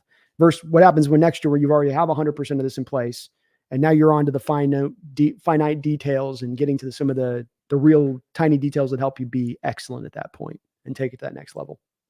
Yeah, I mean, how many games did you guys win last year? 9? 9. Yep. I feel like the coaching staff's worth 1. I'm with you. It's a battle for me. I go back and forth. What I've said this year, Jesse, is I look at it like this is the biggest variance that you've ever seen from the Seahawks in the last probably 6 years. You could see a 6-win team or a 12-win team, in my opinion. And I think there's that wide of a berth between the two ends. And it just comes back to, again, that you're changing everything up, and it may have an impact where they're just dominant because teams have had this, like for instance, the Seahawks beater plays. Chris Sims, who's, is a good friend of Kyle Shanahan, would speak about this in playing Seattle. There's the Seahawks beater playbook when playing Carroll teams that you'd whip out your playbook. And these are the plays that we have to beat the Seattle defense, for instance. Well, now all those go out the window instantaneously game 1 against Seattle. How does that affect things? Well, it should affect, but it's just hard to kind of weigh it for me on how much it really ends up holding up over the top on that, PDXer, thank you for the $2 donation. He says, what's up with Abraham Lucas? How is his knee? So Abraham Lucas had surgery this offseason. He's had a knee since the first year that's been giving him problems. There's a little bit of uncertainty as to whether or not this is chronic or can be fixed. The latest has been that it's on the upswing and he's looking good for training camp, but it is a touch and go situation and no guarantees that the knee is 100%. We signed George Fant in free agency along with having Stone Forsythe there as kind of a bridge in case it couldn't hold up for him this year. A lot of hope for a year. If we're going to be good this year, we got to have Lucas good. If we're going to be good this year, he's got to be out there and playing. So you talk about getting to 11 or 12 wins. If he's not healthy, then that's, I think, certainly almost worth a game or two less off the final record if he can't get out there. That's fair. Dave Barclay, thank you for the $2 donation, says, look, Jesse, their fans have Hawk logos. We have an S and an F. Does he want the logo updated? Yeah, I don't know. There's some cool alternate helmets that have been floating around that would be fun to see. You guys kind of just have like that legacy thing going on, right? Like the Browns, the Raiders. I think legacy wise, I think we have some of the better uniforms in football, but the 49ers don't really freak them the way that some of these other teams do, man. I love the throwback Seattle Seahawks ones. They're one of the better looking uniforms in the league. It pains me to say. And I think there's some other teams that have good ones. I think the 94 Niner jerseys are phenomenal. I just wish they would go back to those, but those were bad. Yeah. Those were tight. I like those a lot too. A lot more black on them, a little bit more black, right? On those ones. The black bold letters around the edges, the clean all white with it's just clean. Yeah. I love them.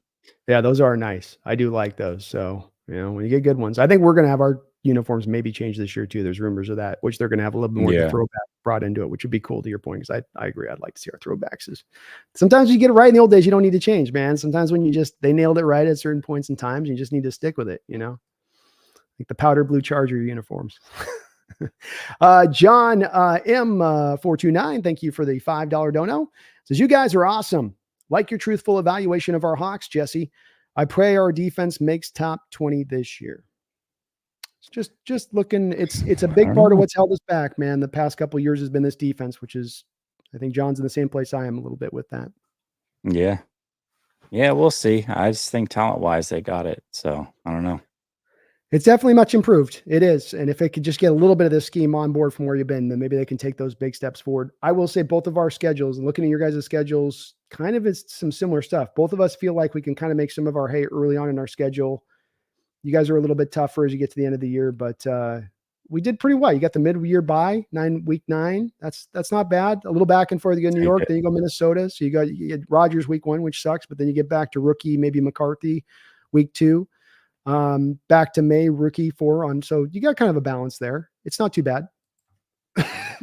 Yeah, we've got the problem is that everybody's bitching about is the 4 teams that they play that are coming off a bye when the 49ers play them. A lot of people are not happy with that one. So I wouldn't be either. Because that does give them extra time to prepare. That makes a difference in the NFL, especially being rested up on top of it. So I can definitely does. It's definitely got some difficulty through the little bit of the back part there, but not bad, not daunting. They didn't do you guys they didn't do you too dirty. You only got a couple 10 a.m. games. Okay. You can work with that, Jesse. You guys can work with that. Thank you though, John. I appreciate it on that. And Jesse is absolutely truthful in his evaluations at all time. I can attest to that. Dave, thank you for the $10 donation. I promised Jesse too. I'm getting through these donos as fast as possible. We had 90 donations today, Jesse. So we got a lot down the track here. Dave, thank you for the $10 donation. And he says $10 just for Megan. She is killing it in here. We've had a whole sidebar you guys haven't seen. Well, I love to hear There that. you go. We got folks getting along on there. That's certainly something me and Jesse would love to see in the chat, is everybody on the same page with that. So thank you, man. I appreciate you guys keep being cool with it. And I know it's hard when there's this rivalry like there is. Dave Barclay with $2 donation says, don't get canceled, Brandon. Ha ha ha. You almost got me on that one. That K was in the wrong place, man. That K was in the wrong spot. And I about got. I about got Marshawn Lynch got. Brother Bob, thank you for the $2 donation. Says, okay, time to pour this drink, then make Brother Bob Jr. Brother Bob Jr. God. Too much info, man. Too much info. Get it, Bob. Bob in the mood at 9:30. Get those candles lit, Bob. Make a difference. CJ Kurzman, thank you for the $10 donation, CJ. He says, there was a recent online piece listing every team's number one offseason priority. For Seattle, it was to unleash Jackson Smith and Jigba. Do you consider Jackson Smith and Jigba the weapon X, if you will, for the 2024 Seattle Seahawks? Yeah, I think he could be. I mean, look at what Puka did. I think Jackson Smith coming out of college was the more talented player. Puka just landed in a really good situation. I think Jackson can be a good player. He had some flashes, that's for sure. But if they can give Geno protection, those three wide receivers, I think they can wreak some havoc for sure. So yes, but honestly, I think it really comes down to your running game. I think that's the X factor. Can you guys run the ball and do it consistently? So yeah, I would tend to agree with you there. I think Jackson will have a little bit better year, but I think he still is kind of in that just below 1,000 yards, better season, steady, good presence in there. The lack of target in the middle of the field, I don't have to tell you, if you're targeting in the middle of the field at 32nd rate, your slot, your tight ends are probably not getting utilized very often in the course of that game. So that should go up for him a little bit, but I like the running back take on your part. I think that's going to be a big part of we've not been able to lean on it consistently, especially playing you guys. I don't think we've ran the ball consistently against you guys in about 4 years. So we got to be able to do that against you guys, especially that wide nine where there is sometimes those natural open gaps to take advantage of. You make it hard. You got a good defense, but that's where we've got to try to make some hay there while the sun is shining, CJ. So great question though, man. Thank you for the $10 dono. Dave Barclay says, told you, Brother Bob, wine, poop, wine, baby making time. Here we go. Here we go, Dave.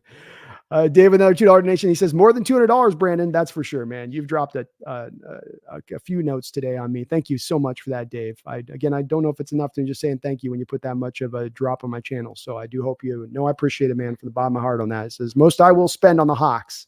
And that's why I appreciate it. I know it's not easy for Niner fans to have to do that, especially for a Hawk at that. So it's very, very appreciated. You better believe it on that.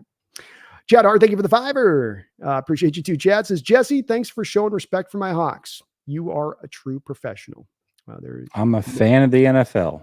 I love my Niners, but I'm very, very realistic and will always be honest in what I think of another team, even if I don't like them. So.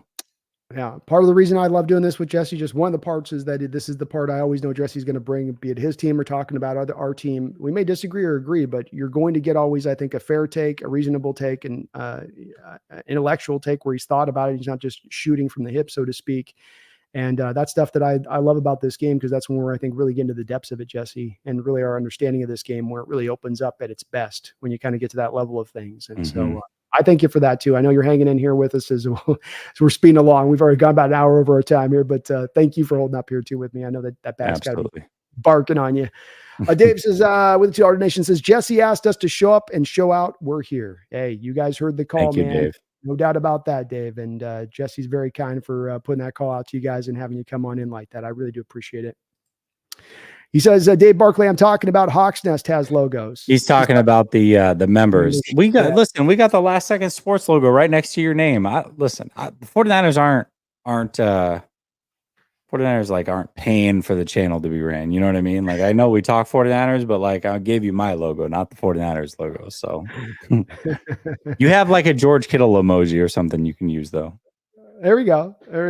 I just pulled mine too online. I just found mine randomly. I was like, this will work for the thing. And I think I went early on, it'll be like an 80s logo that eventually becomes a modern logo or something is how I did it. It was, so mine was not super deeply thought to that point, Dave, on that one. It was kind of just like, meh, meh. Dave with another $2 donation says what we have to do at what we Late do second have sports. late second sport. We do late second sports. Sometimes it's hard to get out on we time, got it. Dave. You know, it's a balancing act, man. You know, you're trying to get online and get on going and just can't quite do that. Dave Barclay, name it, brother Bob. Thank you for the $2 donation, Dave, for all the donos today too. What do you mean by name it, brother Bob, Dave? I think he's saying name the baby. Oh, name brother Bob, Dave. Name it, Dave. Yeah. That's a good name. That's a strong name, man. It's a good one to go with. And Dave, my Yeah. goodness, man, tons of donations and support today on the channel. Thank you so much for that.